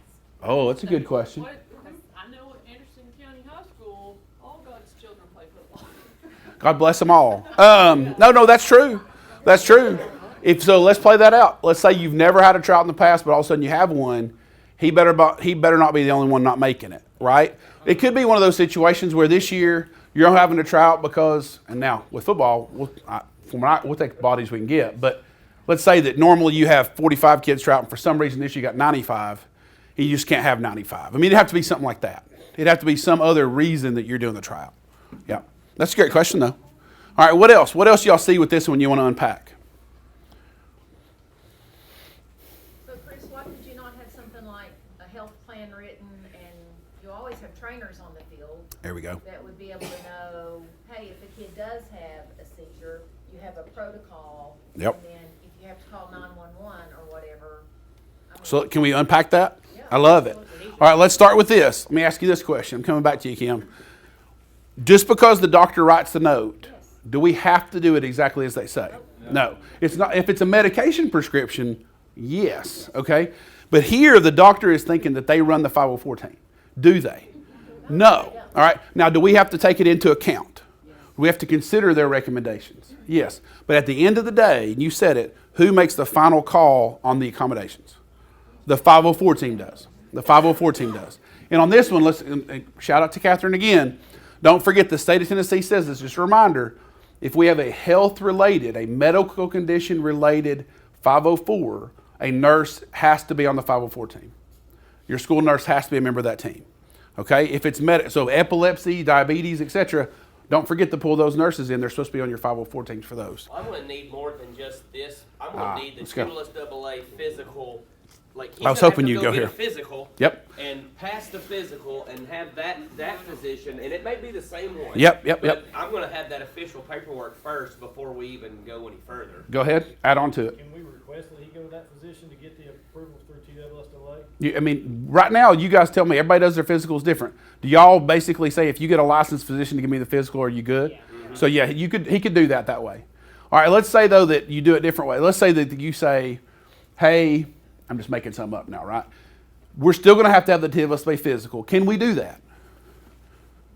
Yes. Yeah, because and here's how we can do it legally. So the answer is yes. Are we by making him get a TWSLA physical? Are we treating him any differently because he's disabled? In fact, we're treating him the same as everybody else, right? So let's say, and you said it, he could easily get around that here because this doctor could do the physical. But let's just say for some reason he doesn't. Let's say he goes, his dad that's too far away, and his dad takes him. And let's say the doctors disagree. So let's say the doctor that he goes to for the physical sends that to you and says, no, I don't clear him. I don't think he's been seizure-free for long enough. Now we have competing physician opinions. What are we going to do? I gotta have a physical. You got to have a physical for TWSLA, right? Got to have it. Here's what's hard, though. So could he go back to this guy and get another physical? You see where I'm going? Because at the end of the day, here's what's hard. TWSLA's here, and I'm with you guys on that. But what's bigger is 504. Okay, so if the 504 team meets and says, I got competing physicals, then we're going to have to figure it out. And we're probably going to be calling me to call Rick Colbert, who's TWSLA's lawyer, and we're all going to be figuring this one out, right? It's not likely to happen because he's just going to go to this guy and get the physical. But if you had competing doctors' opinions, it's going to get real complicated because the 504 team is going to have to make a call, and we're probably going to have to go to TWSLA and say, hey, what do we do? And I've done that. I mean, they can get a little flexible on things where the doctors make it hard. Anything else on this one? You guys said something earlier about the trainer. Why would you just use a trainer instead of just saying, hey, you get a nurse? We all take the seizure test. There you go. Because we talk about this, and you guys know, you probably heard me harp on this before. For a 504 or an IEP, when I get a demand from an outside psychologist or an outside physician or a parent even, I look at the demand, but what I really care about is what? That's what they want. I need to find out what the child needs. Okay? So here, you said it earlier, does the child need a nurse? Or do they need a trained staff member that knows how epilepsy works to determine, do you need me to monitor you or call an ambulance? Right? What do they need? They need the latter. They don't automatically need a nurse. So how would we do that? So you said it earlier, if we already have a trainer, and we do at football practice and football games, one thing you could do is say, hey, we talked to the trainer, here's their qualifications, let's calming mom and dad down and saying, hey, they're qualified to do this. In fact, over the summer, because we talked to the trainer, we're going to send them for an epilepsy course just to kind of get them revamped on it because they do have a new kid they haven't had one in a while. We're going to send them for just a little refresher. That's a great way to calm everybody down and to get them off the nurse ledge, right? sometimes just getting that little extra, hey, they went to a seminar, which you know is 3 hours, but man, it's worth its weight in gold to calm mom and daddy down. Okay? All right, anything else? Chris, I have a Do it. question that kind of stems from this. Do it. And I fear I know the answer, which is nothing. But and I've asked them. You know me too well. Well, I mean, like we have some doctors Oh, gosh, yeah. that are Yeah. you know, they will write whatever the parent to get them out of their office. 100%. And I have talked to them and they've told me. 100%. Man, I'm tired of this kid being in my office. You don't understand. I got to run a business. Or they call my triage nurse 55 times a day. Right. Right. Right. And they come in to, like, I got one, we got that note from that kid in 21st century right before the end of the year. It was something about like, this kid has Crohn's disease or something, and they get fatigued. Whenever they feel fatigued, they don't have to come to school. I mean, it was something like that. And it's like, well, they feel fatigued like all the time, and they Sure. have to come to school. Sure. And so, is there anything that we can do So- for doctors that just write whatever they write all the time? It's so the answer is not much. And I wish I could have. Now, don't get me wrong. There's been cases where a school system has said to me, I got in a fight with the doctor's office a few years ago because they were just wearing us out. Like, and it was the doctor's office, and I can't go into all the stuff they were doing, but just wearing us out. So I sent a brushback pitch of a letter, knowing it would make them mad, knowing their lawyer would write me a nasty letter back, and I don't even care what they said back because you know what happened? They stopped writing as many notes. Okay? So, I mean, just that little brushback pitch sometimes can work, but it's got to be pretty extreme. So normally you don't want to pick that fight, right? Because if we go in as a school system, I'm just telling you the 10,000-foot view of that is we never want to be seen in a contested situation as anti-kid safety, right? And the doctor is, what you said is true, but to a jury or to a judge, they're always going to assume the doctor only has what in their mind? Safety in their mind. It's hard to prove that, although, believe me, I agree with what you said. We have a kid, and she's pretty smart, but we have a kid been dealing with depression issues, suicidal Sure. for years. Sure. For years. Yeah. And has been in and out of brief stays in institutions. Sure. Comes back. Never bad enough to keep, but, you know. Especially now, not enough spots. Right. Correct. And they go to a therapist. Right. And whenever she's having an episode, she'll go to a therapist. She'll spend a 45-minute session and then miss all day. Oh, sure. This happens 2-3 times a week. Oh, sure. And they bring in the note, and the kid, you know, and we end up having these conversations. And then basically my position with the parent has been this. We all want this child to be safe. Everybody. But I can't agree to anything that's going to prevent this child from graduating high school. Right. Because that's my job, to graduate Right. her from high school. And every time we have IEP meetings, I'll go back to, can she graduate from high school if we do that? Because if she can't, then I can't agree to that. Right. Because my job, we are employed, all of us here, to graduate her from high school. So- but it always goes back to that safety piece. Oh, no, I'm with you. So let's play that out for a second, though. Because remember, the reasonable accommodation under 504 is the same way it is for employees, which is that it's got to be a compromise, right? So I think one thing, and don't get me wrong, there's not an easy solution to what you just said at all. But one thing to push back on, when parents come in and they want us to modify the attendance policy because their child has this issue, and every time, you know, we want unlimited notes and we want unlimited that. One thing I say is, okay, they're going to ask for indefinite. They're going to ask for unlimited. We're going to come back with, no, we're not going to give you unlimited, but hey, right now we take 5 parent, I'm making this up, 5 parent notes. For your child, we'll take 12. But after 12, we're going to have a problem. We're going to get truancy involved, and we got it in writing that they're limited. I mean, having that negotiation, and even if mom and dad don't agree to it, we just need consensus. Okay, and I can't imagine mom and dad filing due process on us just for the fact that we said 12 versus 5, right? So there's where the rubber meets the road is. I want to get some number locked in. Because we're trying to adhere to Right. the law. I want to get some number locked in that's not just unlimited. Right? It's not going to be the normal number because we have to accommodate the disability. But I want to lock him in on something. I want to horse trade a little bit there. Does that make sense? The only other thing, no, I think we've covered it all. Anything else y'all want to mention about this one? All right, don't forget, and I said this earlier, but I want to refresh it. 504 is different than IEP. So literally, if you look at the state procedural guidelines for 504, one of the things that it says is you can file for due process alone just for an extracurricular lack of access. Okay, so if we said straight up this kid cannot try out for football, whether we're right or wrong, that automatically is grounds to file for due process. So we got to get it right with 504 and extracurriculars because it's its own world. Okay? All right, let's keep going. All right, and if you can name the movie that's from, I'll be very happy.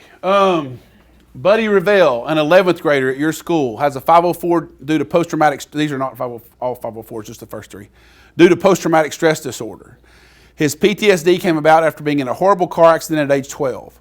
Though somewhat unpredictable, Buddy's PTSD comes with several different symptoms, including being easily startled, usually being on guard, self-destructive behavior, typically cutting, trouble concentrating, irritability, and angry outbursts.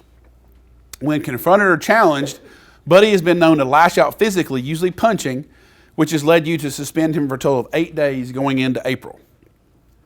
On April 2nd, however, Buddy was in U.S. history and challenged by a substitute teacher to stop goofing off and actually do some work. Based on witness statements, Buddy sat silently for a while as the sub got onto him, but then seemingly out of nowhere, Buddy lunged from his seat and punched the sub right on the jaw, knocking the man unconscious and laying him out onto another student's desk. All right, I want you guys to walk me through what we're going to do next. Talk amongst yourselves. Let's talk about it. What do y'all think? Somebody tell me what we're going to do. I haven't heard a lot from this side. What are we going to do next? Somebody tell me with the good old Buddy. He's probably not your buddy. Call Paula Sellers. Call Paula. Okay. Okay. Call Paula. Got it. I mean, probably suspend pending investigation. Okay. So let me ask you this question. I don't disagree. I don't disagree with that. If you suspend pending investigation, do those days count? Yes. So don't forget those days. No, 100% I'm good with you. I would do the same thing you just said. But don't forget we got to count those days. He's already at 8. So if you suspend pending investigation, you're going to get to the 10. Yep. Okay. All right. It will probably be a manifestation. Okay, let's walk through that. So I've created you guys a little chart. Kim knows this. So here's my flow chart that I've got for you guys. You are welcome. These PowerPoints have been sent. You're welcome to take my flow chart, use it anytime you want. I'm trying to get it. This year what I realized was over the summer I was just looking at different stuff, and I basically said there's not one flow chart that I've ever seen that has the state requirements like the DHA on the same page as the 504 manifestation and everything else. So I've tried to put everything on one spot for you, okay? Just as a little refresher of what are my steps. All right, so first of all, let's start above the line. Oh, I messed that up. I knew that was going to happen at least once. You can tell I'm really good with computers. Above the line, there we go, is state law, okay? So don't forget, every time we're going to suspend, before we can suspend it all, or we're going to even make the decision on it, even for one day, you got to do that. And by the way, that first, all the stuff above the black line is from 49-6-3401, okay? It's all from the suspension statute. So for any time we're going to put a kid out of school, we have to give them an opportunity to tell their story, unless it's an emergency. So yeah, I mean, a kid brings a knife to school, they're a true safety threat, I'm not worried about it. But I'm saying, normally, you're going to have to let them tell their story first. All right? Suspend for 5 days or more. This is the one that's always forgotten, but this is in state law. What it says is the principal must develop and implement a plan to improve the behavior before they come back. 5 consecutive days or more. Now, if you ask me how many people do that, it's not many, but I'm just telling you it's in the law. And then don't forget, if we're going to do 10 days or more consecutively under state law, what do you got to do? Give them a right to a DHA. And remember, guys, those are, I know you know it, but those are totally separate paths. They have nothing to do with each other. DHA, manifestation, you got a right to both. Okay? Totally separate paths. All right, and in this situation, how many, just off the cuff, when y'all read what happened there, and we haven't even brought the juvenile part first, but let's assume he's not getting in trouble with juvenile court. I don't know why, just assume it. What are you giving? What are my principals giving for that? I mean, assume he's regular ed. What are you giving for that? You're out. How come?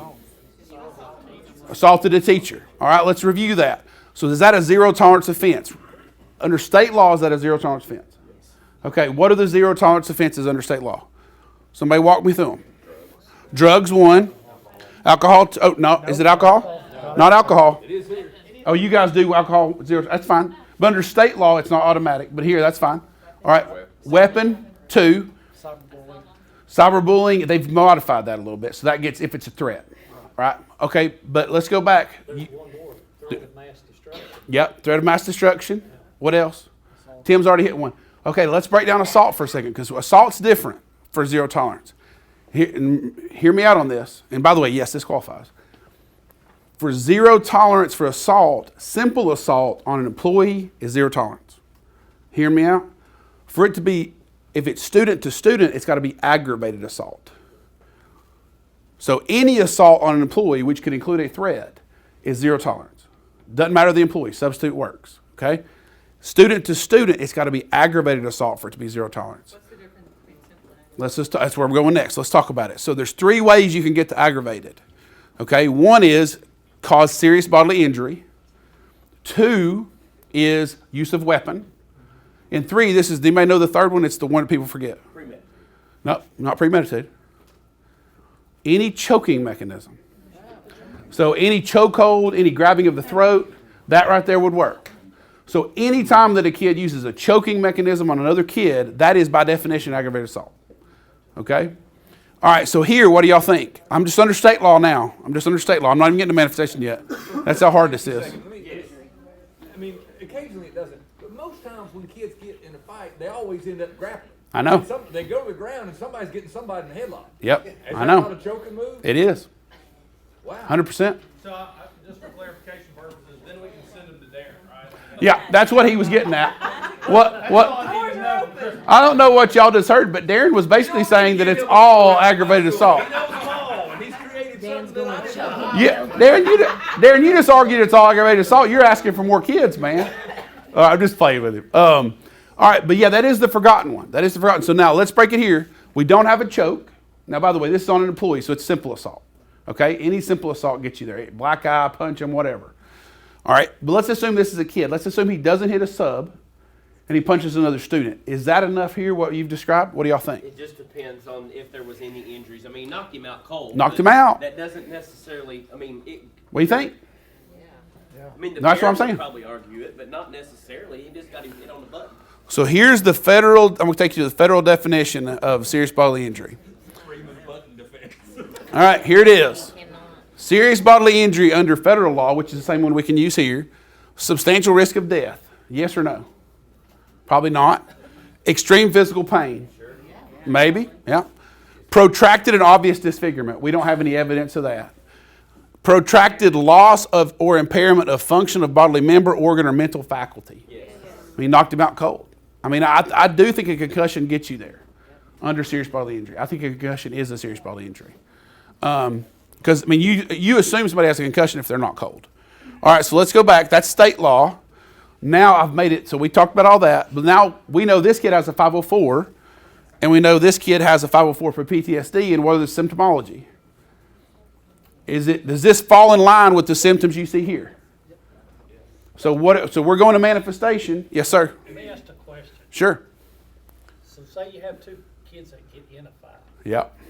and one ends up choking the other one until they pass out. Sure. Is that considered aggravated assault? Absolutely, but in 2 ways. So, I mean, either one of those things would get you to aggravated assault: the choking and or the passing out.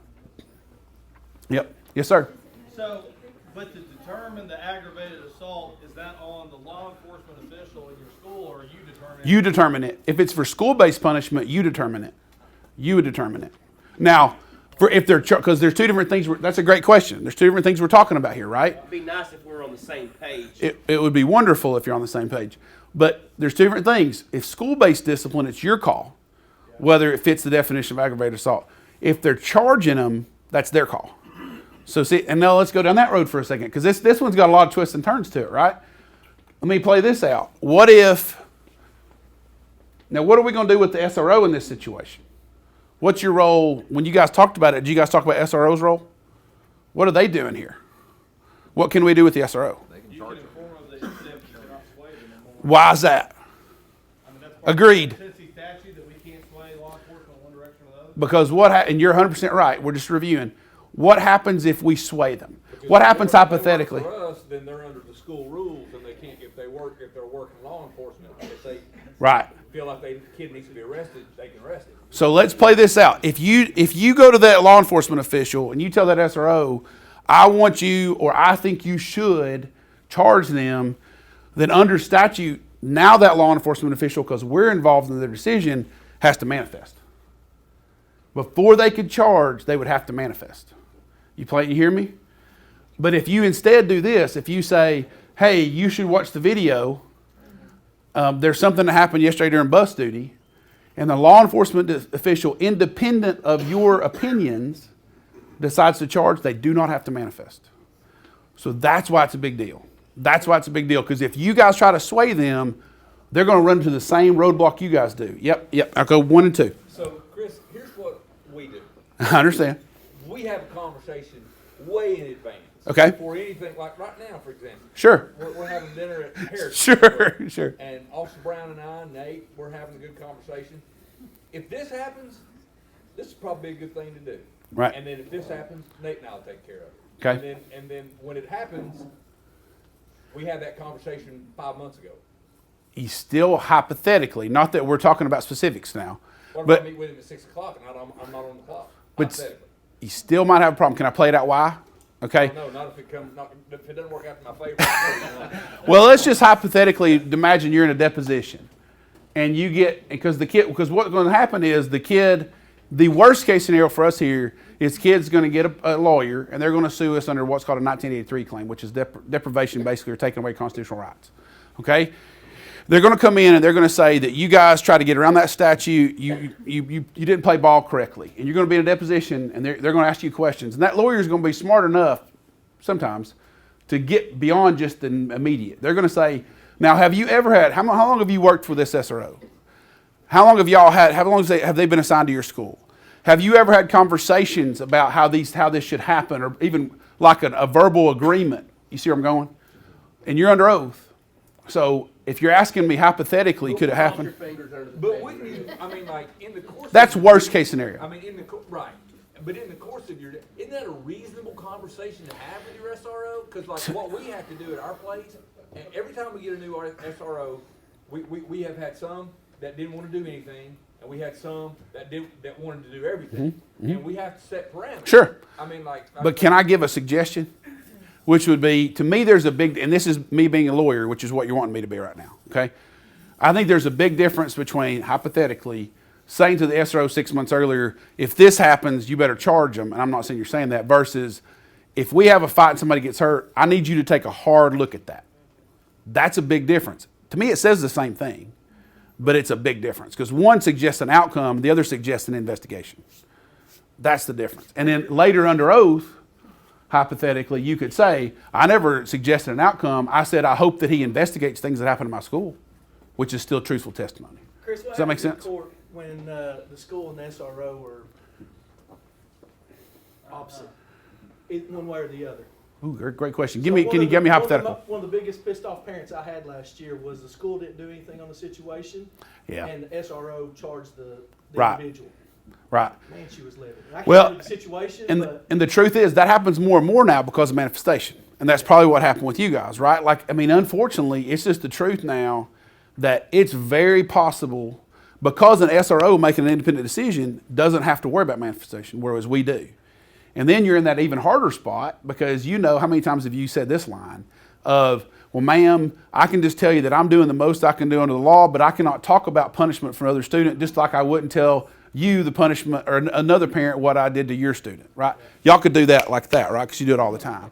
But no, that happens more often now because they don't have to worry about I manifestation. was just like, she kept going back to, like, nothing happened to her at school. Right. She was in zero trouble, but she was charged. Right. So, like, that goes to court, and the judge is sitting there, and they're saying, you know, there's no consequence at school. And I know law and school is two different things. No, but most of the time, if that happened, we're still okay because more than likely our roadblock is because of federal law, whereas that officer is not blocked by the same thing. So no, if we got sued under that, we're still fine. I'm not worried about that at all because almost always it's because we've hit a special ed or 504 roadblock. Is that fair? Yeah. Sir?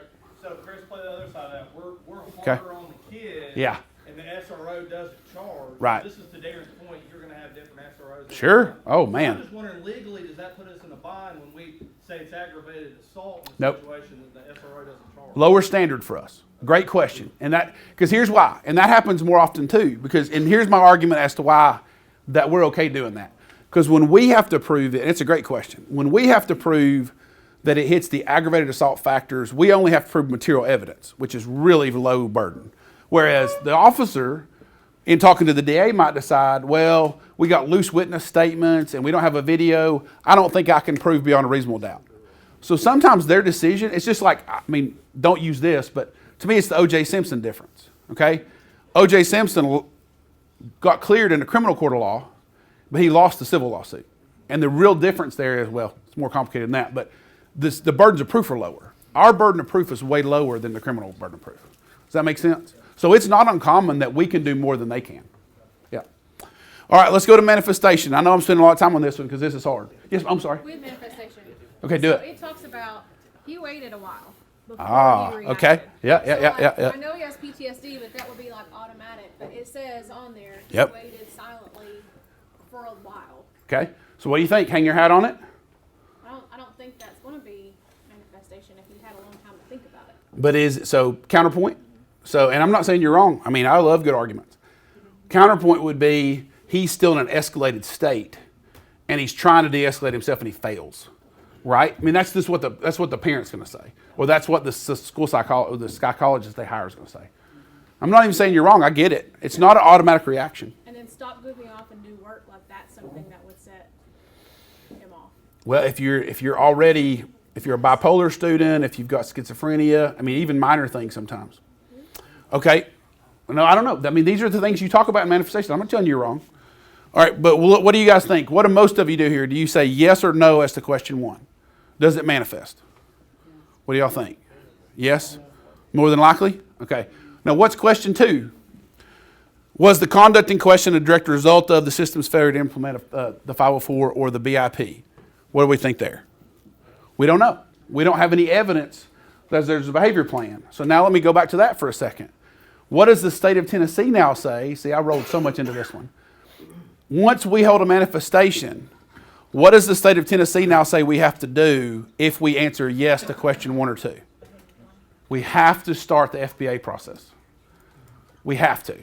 Now, mom and dad might say no, but we have to document that we asked.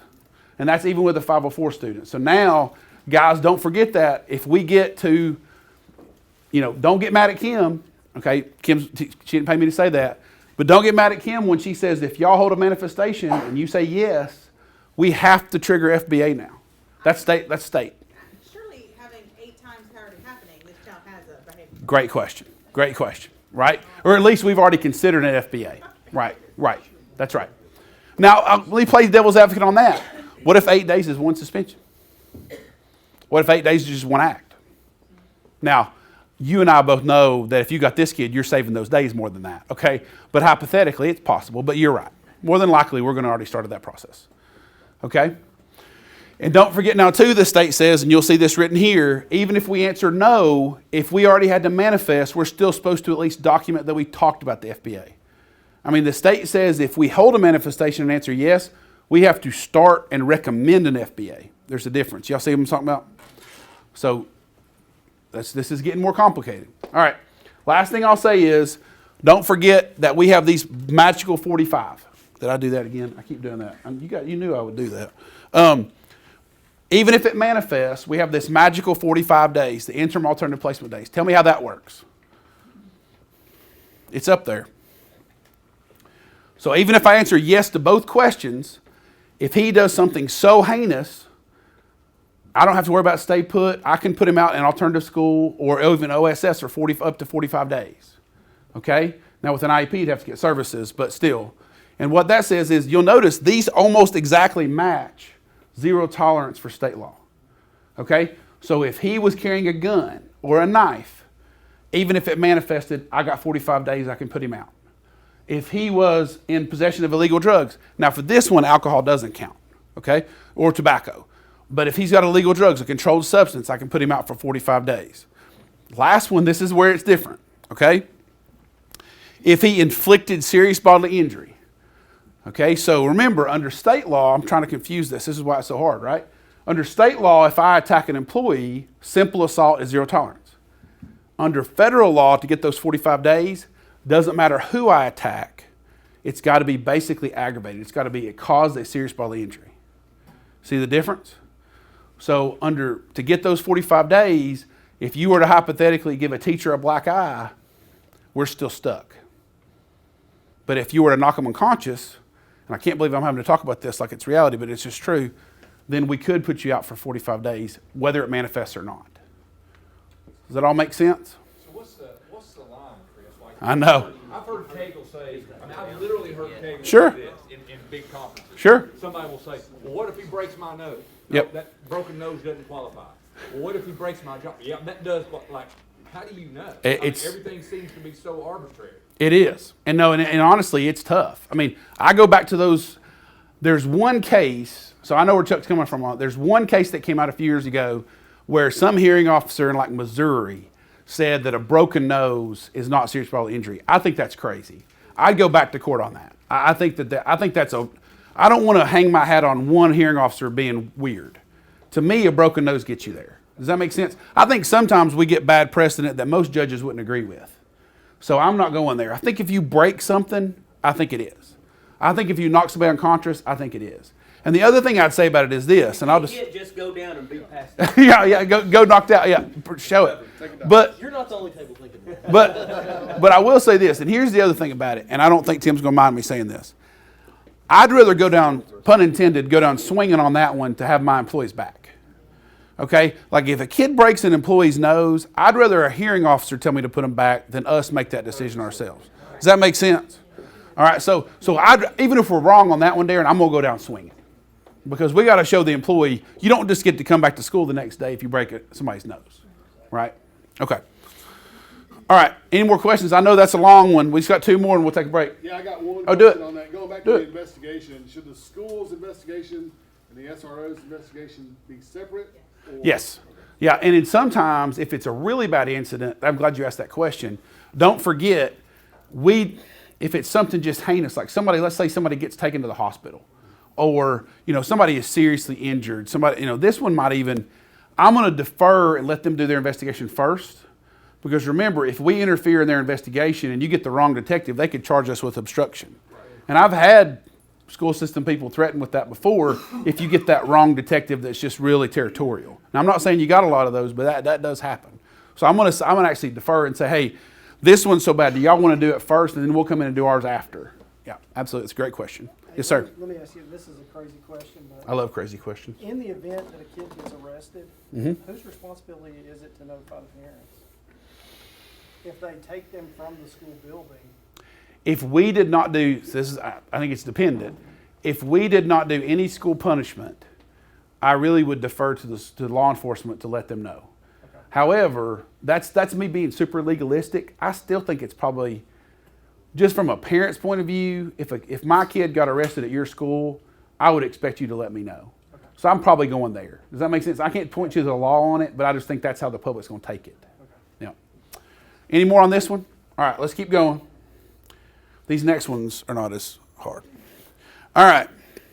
All right, what time? I'm sorry. Go ahead, Darren. Go back to Rob's question. So, like. Actually, let's do your question. We'll take a break. I just realized I've gone an hour. Okay. Go ahead. So, like,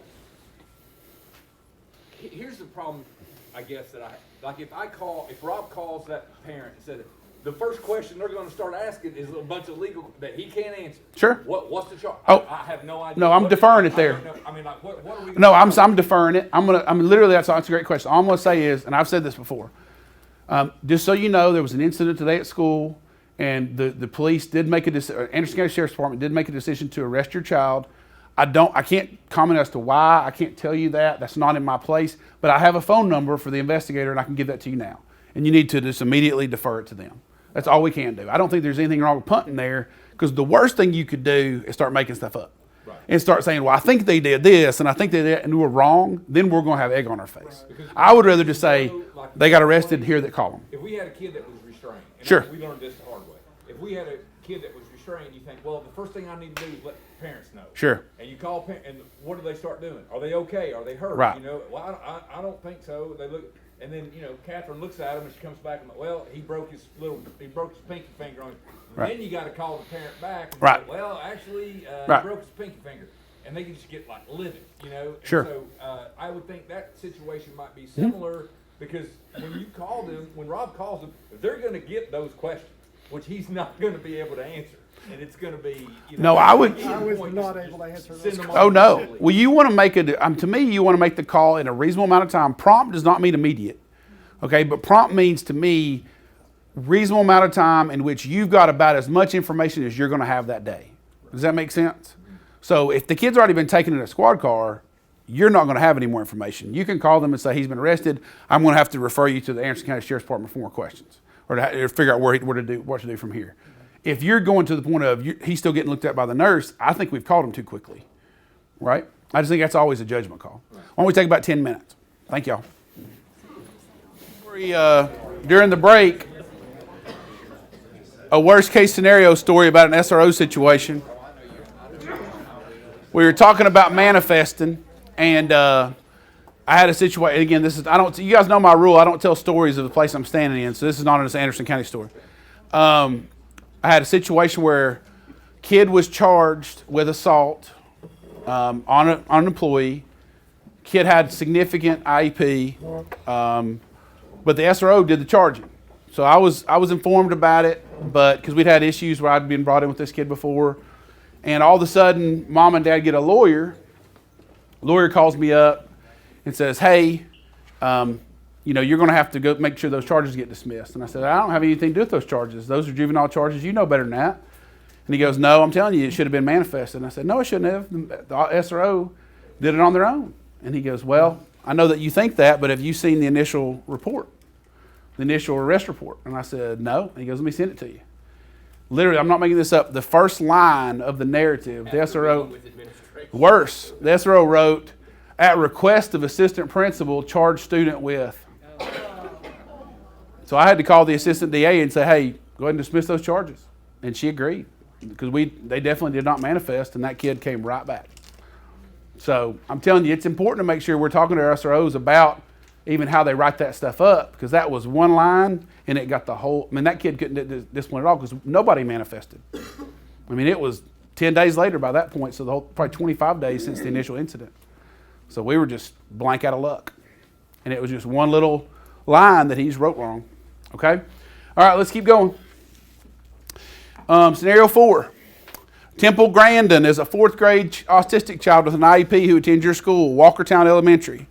For the most part, Temple is in regular classes with her non-disabled peers, being pulled out for a total of 10 hours per week for services.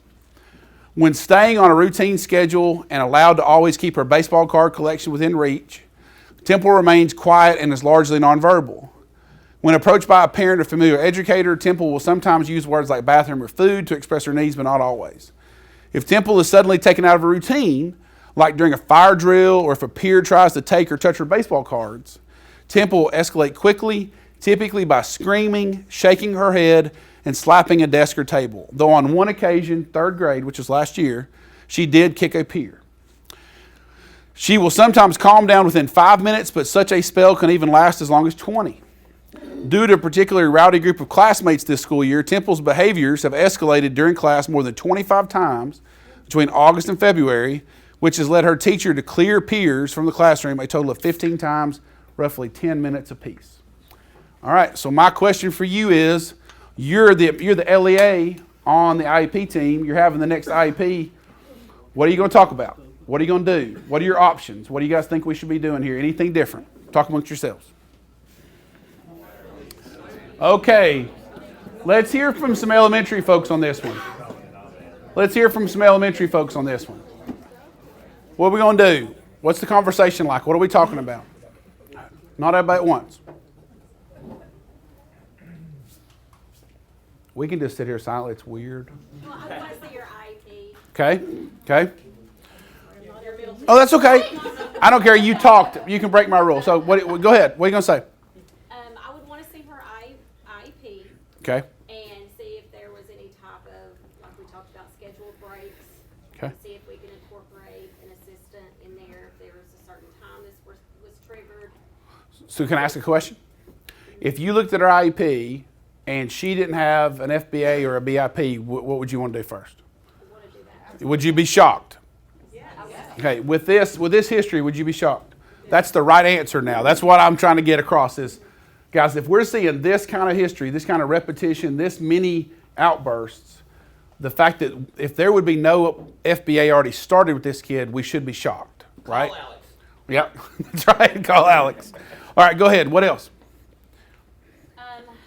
Well, after we would have to get that in place, we'd probably call another IEP, Okay. get the team together. So what kind of stuff, and I know you're doing this off the top, and I've given you limited information, but what kind of things might you want to put in a BIP for a kid like this?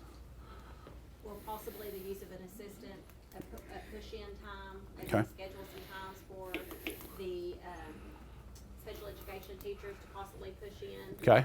Just basically kind of revamping that so the child can be the most as successful Mm-hmm. as they can be. And when you say use of an assistant, you mean a one-to-one or just push-ins? Okay. Possibly start with Okay. a push-in. Okay. You know, just Okay. be in the room. All right. Anybody else? What other things might you guys want The to? setup of the room, because this hasn't been an issue, and now it is an issue. There's something going on in the classroom. There you which go. is obviously going to, if we're doing a functional behavior, or if we're looking Mm-hmm. at that, we may see that there's 3 goober boys that are, Yep. every time she turns her head, are grabbing the orange purse and running with it. Yep. That may be the issue. So Yeah. we want to look at that. Absolutely. I should say the structure of the classroom, I mean, that could be Mm-hmm. I mean, and as they age, as kids age, sometimes those things are triggers, because the material is harder, and so that's not uncommon, Mm-hmm. for that to happen, but, you know, if we're looking in the elementary setting, and we've got things in some of the schools, like, would it be, you know, after, of course, the FUBA, you know, the FBA's and behavior plan, maybe we have BDC, you know, like, Mm-hmm. is that something that would help, is that something that would help that? And I think all of that goes back to. These are great. These are great. So It let. could be as simple as coming up with a plan of, like she said, where is this child seated in the class? Mhm. Is her bright orange purse somewhere Mhm. where it's a line of traffic where people are constantly touching it? You know, is there a safe place to put the orange purse where she can be happy as well as keep other students' hands off of it? Mm-hmm. It's great. Can I throw something else out there for a second? Something that I've started to see people doing. You got to have the right parent for it. But I've seen this a few times, so I just want to throw it out for y'all to consider sometimes, is when you have a student with significant disabilities or significant, like, you know, severely autistic, or students with Tourette's, for example. I know these are different. You see where I'm going. Sometimes what I've seen some schools start to play with is the idea that if you have a parent-teacher conference or the next parent-teacher meeting, if that mom or dad is comfortable with it, having the mom or dad come in and talk to the other parents in the class about their student and about their needs and about the things that they have. And then what you get is you get these, now they have to agree to it from a confidentiality standpoint, but where I found that to be effective, and I've seen this done more than once now, is now you get allies where? With the other parents. So when you got those 3 goobers, They find out that their boys right, are picking at a kid. at a disabled student, right? You see where I'm going? Now, by the way, some parents, we all know, don't care. But still most parents do. Okay, and if you turn parents that might have been aggravated now into allies, that can be a powerful thing. And it's got to be the right mom. It's got to be the right mom and dad, but I've seen it. I've seen it done. And it can be right if you go to a good one. Yep. So my kid's in this 4th grade classroom. Yep. And they are on the retention Yep. list. 4th grade. That's why I used it. Yep. And I am freaking out because my kid's Missed. education has been interrupted 25 times. Okay. So what can we do about that? I don't know, that's why I'm asking. No, that's right. What do y'all think? I'm going to answer it, but let me ask them first. Because you guys said it earlier. What are the 3 little letters we're thinking here? Because is she in a restrictive environment or not? No. I mean, she's doing 10 hours a week. I mean, she's LRE almost entirely with non-disabled peers, right? So what you're talking about is possible change of placement for her, right? So I'm not saying we're there, but what do you guys think? Can we do that here?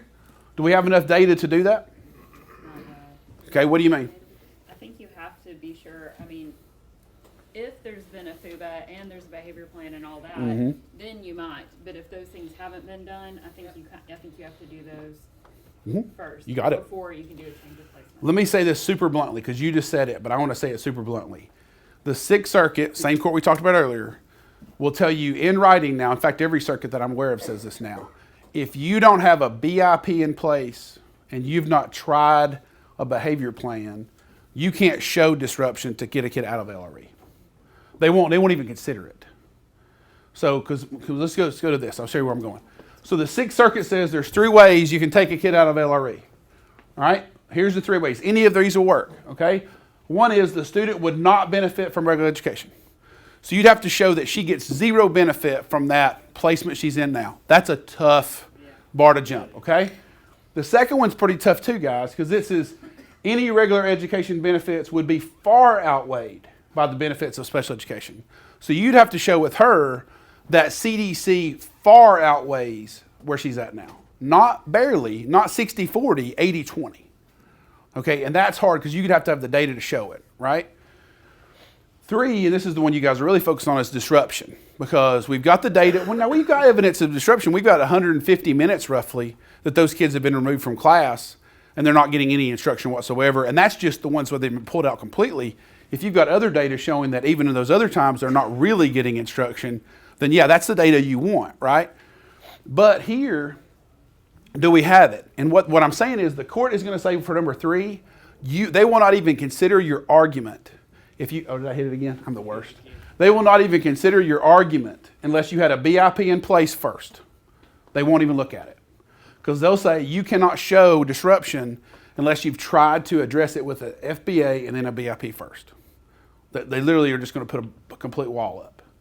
So I know you guys are sick of us talking about those, and I don't blame you, but it's not just the state saying it. The reason the state is pushing the FBA process and the BIP process is because the feds are saying and the courts are saying, we are not going to give you disruption until you show us you've tried that. Make sense? Okay, so assume you've tried it, assume you've done all that. What do you think? Is there enough data there with this kid to get you there? To assume they had a BIP, even 2 drafts of it, and it's still not working. Is that enough? What do you think? Now, what the tough part here, and I'm not saying you're wrong, I'm saying this one's on the line, and I made it on the line on purpose. Because what you got here, remember, what she does is she screams, shakes her head, and slaps the desk. Only one time has she attacked somebody. So you don't have any violent behavior. If I show you the court cases in which the court said there's been enough disruption, usually it's violent behavior. Usually it's where a student is actually, punching, kicking, hurting others, things like that. Or there's cases I could show you where it's been sexual behavior. Guys, I'm talking bluntly with you right now. I know I'm on camera, but, I had a kid last year, I think I've told Kim this story, again, it's not here, that had severe autism, was going through puberty, okay? And he became infatuated and had OCD qualities as well, which can happen with autism. And he became infatuated with 2 things. We're all adults, I'm going to tell you what they were. One was choking himself, and the other was masturbation. And the problem when you have his level of autism is he didn't care about the social cues, which would prevent anybody else from showing those publicly. So he was getting caught. They were finding him passed out in the bathroom because he'd steal a belt or a cord off the janitor's cart, and he'd just go to the bathroom and do whatever. And even that one, I'm telling you that story because there's some pretty extreme behavior sometimes you're dealing with. And what do? Right? These are all hard. Yep. This is hypothetical. Yeah, do it. But we all want what's best in the best interest for a Yep. child. Yep. And just to cut brass tacks. Do it.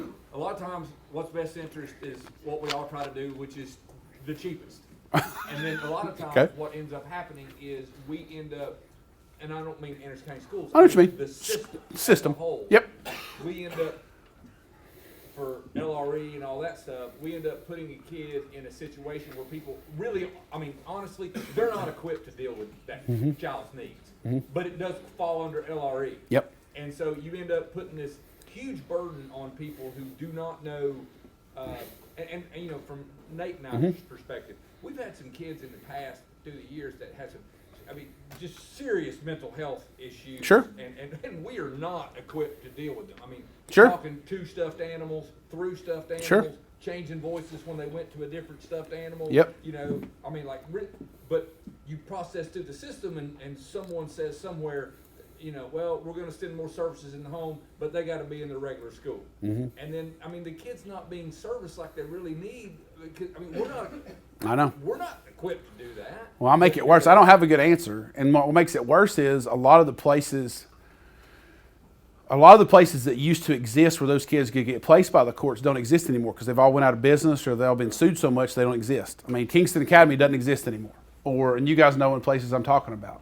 So we used to have at least some option of private placement, but there's not even really those around anymore. There's just not many of them. It just seems to hurt the kid. Oh, I'm not disagreeing. Yes, ma'am. This is related to this as far as the purse goes.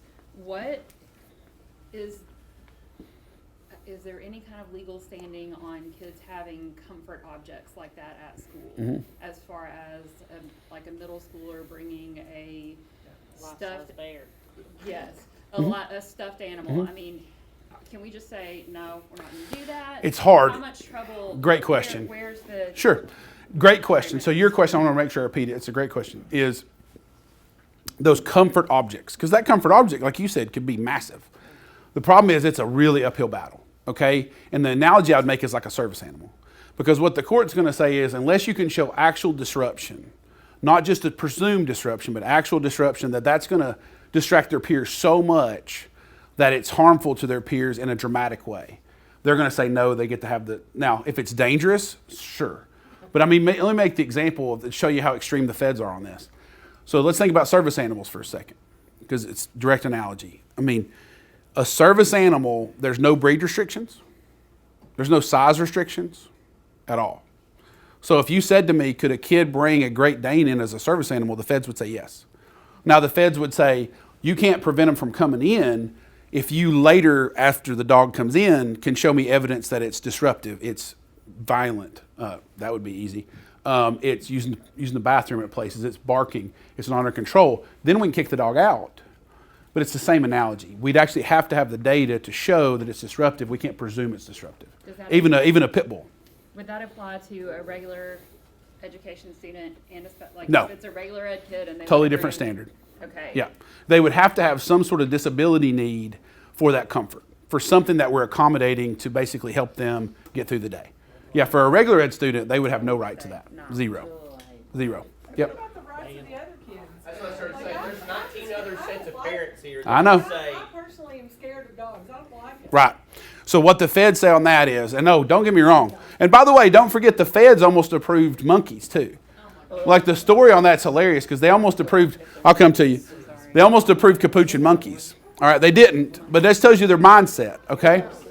So I'm coming to you just 1 second. So what the feds would say on that is, you have to accommodate that dog and you have the right to move other kids and their disabilities. So for example, allergies is the biggest one. Allergies is the biggest one. So I had one last year, and what we had to do we had kids with severe allergies. We had to almost create like an allergy room because we put the kids with dog allergies in that room, and we had to buy better air filters. But the feds still are going to say they got a right to that dog. Yep. What about the kids, back to the kids I'm coming to you. who failed the reading test? Uh-huh. Like, does she have rights, or he? Not as many. That's the honest answer. I mean, I'm just being honest with you. So Like, as a parent, if I go to my elementary principal and I say I'm really worried about my kid's education, they're not reading well, just going in and out of class, I have a problem with. yep. What we're at sort of the tipping point on it. Let's just be blunt about it. I'm willing to be blunt about it. We're at a tipping point with it because, and this is going to sound so bad, so Kim, you bear with me what I'm about to say. I'm very pro special education. Okay, it's a wonderful thing. America actually sets itself apart because we take care of those kids. Okay, I promise you, if you go to China and look for a kid with Down syndrome in a school, you're not going to find one. Okay, just being blunt with y'all. All right, so I think it's a wonderful thing.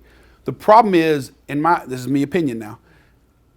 Me opinion, that sounds weird. The problem is when you have an issue like special ed, there's nobody politically that ever wants to take an adverse position to it, because then you'll get labeled, I'm anti kids with special needs.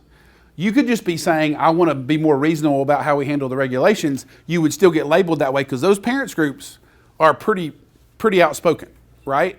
And so you can't name me a politician in existence that's ever taken a position about ratcheting back IDEA or ratcheting back 504. They don't exist. And so that has just kind of been a runaway train. And until you start seeing parents probably argue state constitutional deprivation of access to public education in a grand scale. Filing those lawsuits, it's not going to happen. And I'm not advocating that, but we haven't seen a single case on that yet. You were talking about change of placement. Is there enough evidence in that for Yep. change of placement?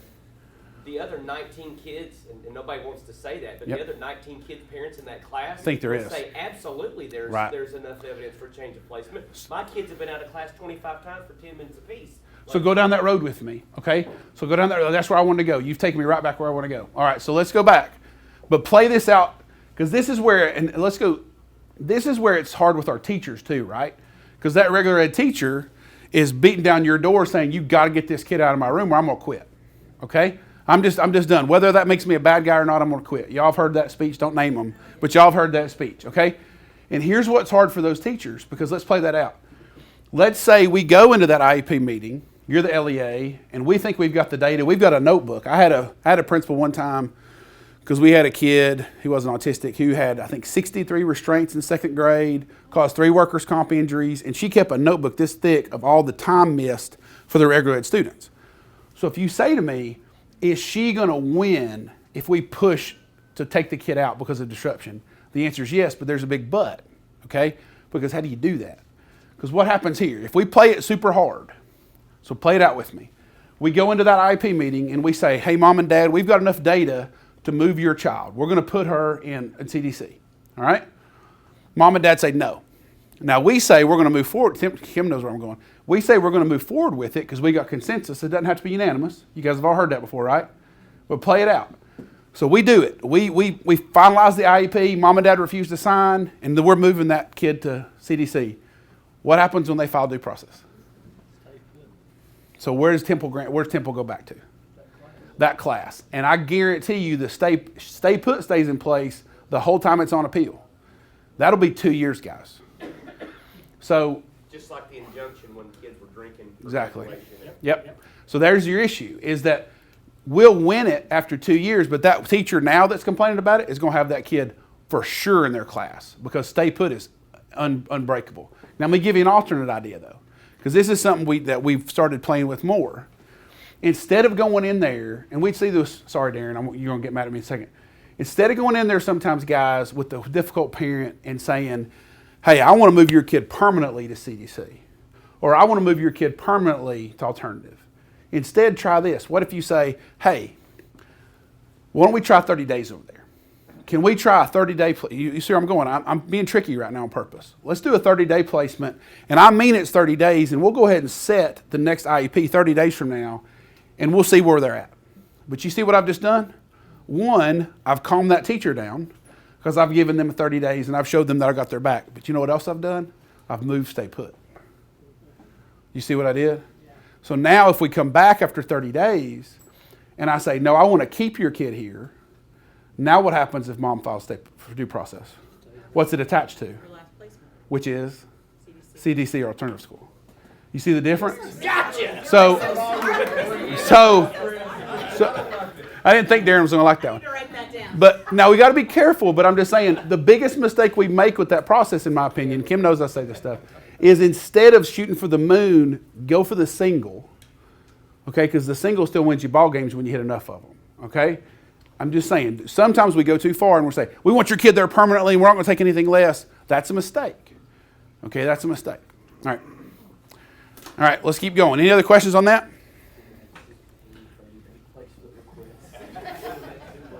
All right. You guys are going to be getting them all off the green. All right. Now we're going to do a free speech case. All right, late one evening, just assume you're the principal, okay? Late one evening, you receive a text message. And by the way, read my disclaimer here. I totally made this up, so don't anybody go looking to see if this is a real person because I made this up, okay? It's fake. All right, late one evening, you receive a text message from an unknown number. You're the principal at the high school. It attaches the screenshot of this Instagram post, okay? This is what the text says. The text says, Brandon Doe, the owner of Brando Mania, just posted this. He knows some people ratted him out about cheating on Mr. Johnson's test.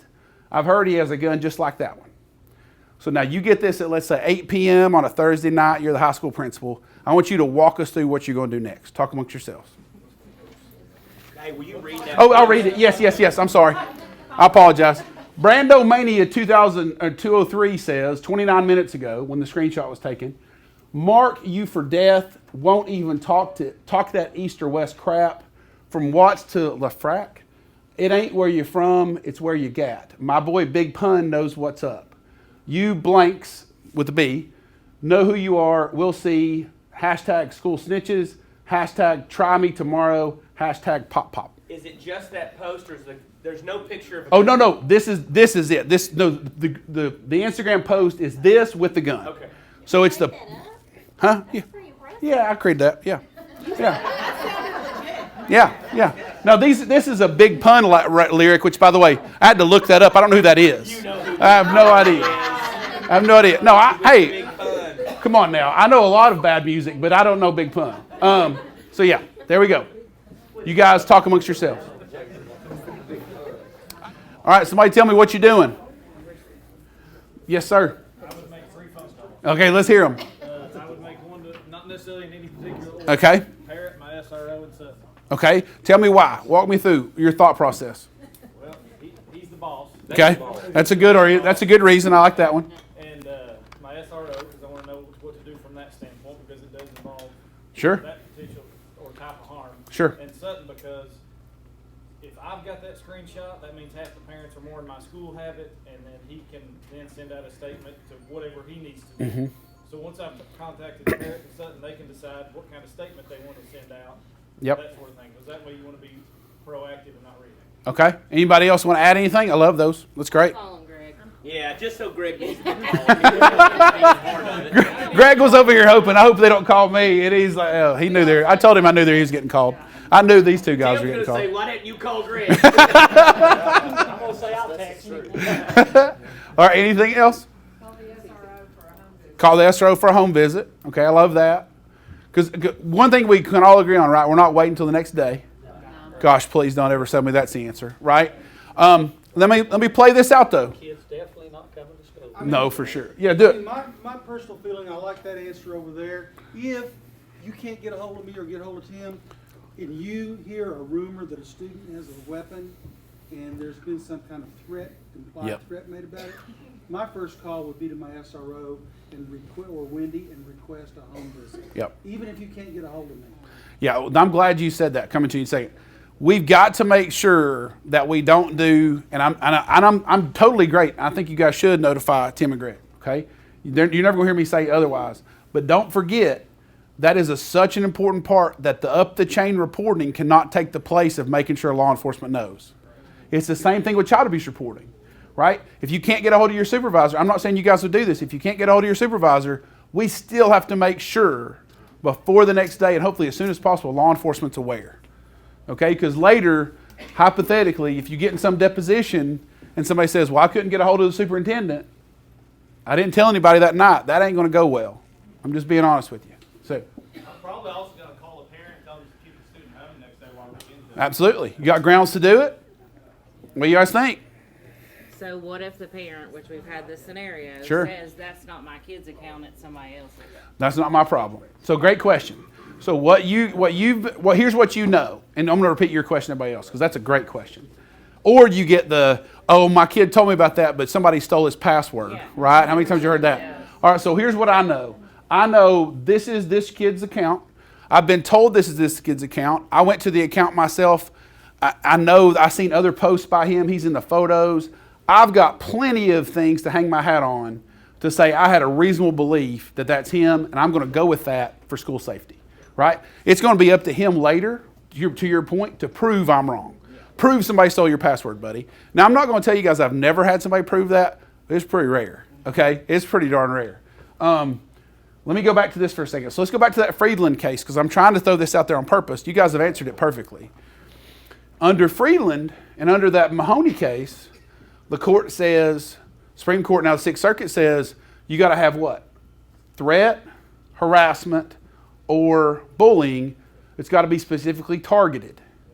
Okay, now, what do you think? I don't know if this is right, but I'm trying to trick you guys, but go ahead. Yes, Tim, you'll appreciate this. Sid Spiva always used to tell me, whatever you do, if you make an argument, a realistic argument that you're doing it for the safety of kids, you're gonna win every time. Right. And so. That's where I'm even at. if the kid was special ed, even if the kid had 12 days out Yep. of school, Yep. I would still call the parent and say, you cannot bring your child to school tomorrow, and I'll deal with the fallout later. That's where I'm going. Stand on that. That's where I'm going. Okay, so is there enough here? Let's go with what Darren said, but I want to say something too. There's probably even enough here to argue targeting, because with the text message plus the school snitches, you've got enough to connect the dots that they might be talking about kids from your school. However, to Darren's point, I want to say this out loud. I put this up here after I told you about Friedland on purpose.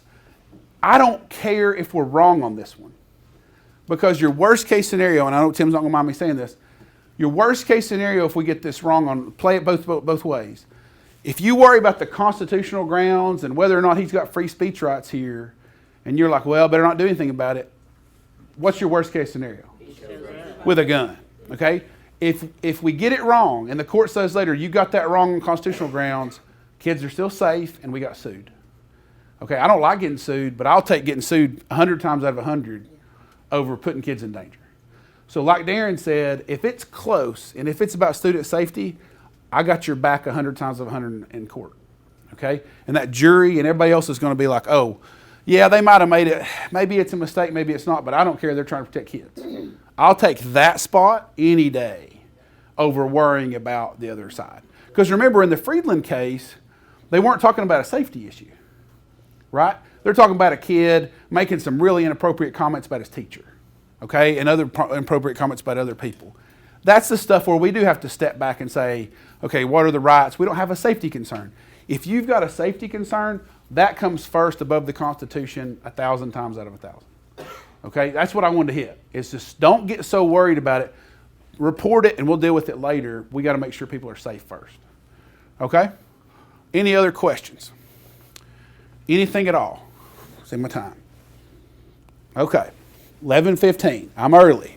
So I'm going to go one more. By the way, I've left, because we talked about LRE a little bit. I didn't have time for it. Kim and Greg have my PowerPoint that I put together, because let me just do this real quick. There's a new case that came out from the Sixth Circuit against Knox County about 2 months ago as well. And the Sixth Circuit in that case makes it very clear that you better have all the evidence to get a kid out of LRE. The Sixth Circuit in that case says something at one point like, we don't care if you tell us it's impossible. We don't care if you tell us it's impractical. We don't care if you tell us it's super hard to keep that kid in LRE. You better do it and try it and then show us the data why it's a bad idea. Because what Knox County, and I'm not criticizing Knox County, I wasn't there, I don't know that whole case. What Knox County tried to do in that case is they had a kindergarten student that they tried to put immediately in CDC. And parents said, no, I want to try LRE. Knox County wouldn't do it. By the way, what happened? The kid stayed put.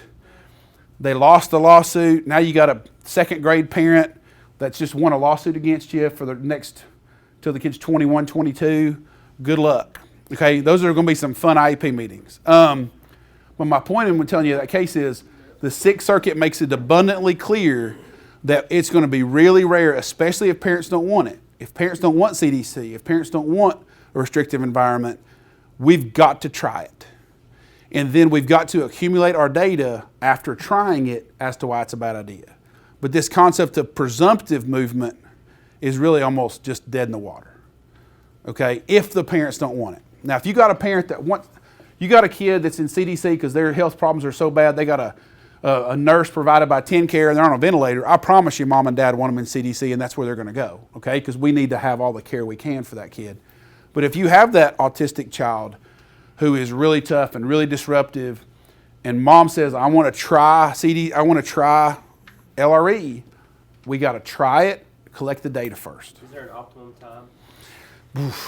Is there an optimum? That's a great question. No, that's a great question. I think the way I'd answer that is, in my head, now everything's different. I got to give my disclaimer, right?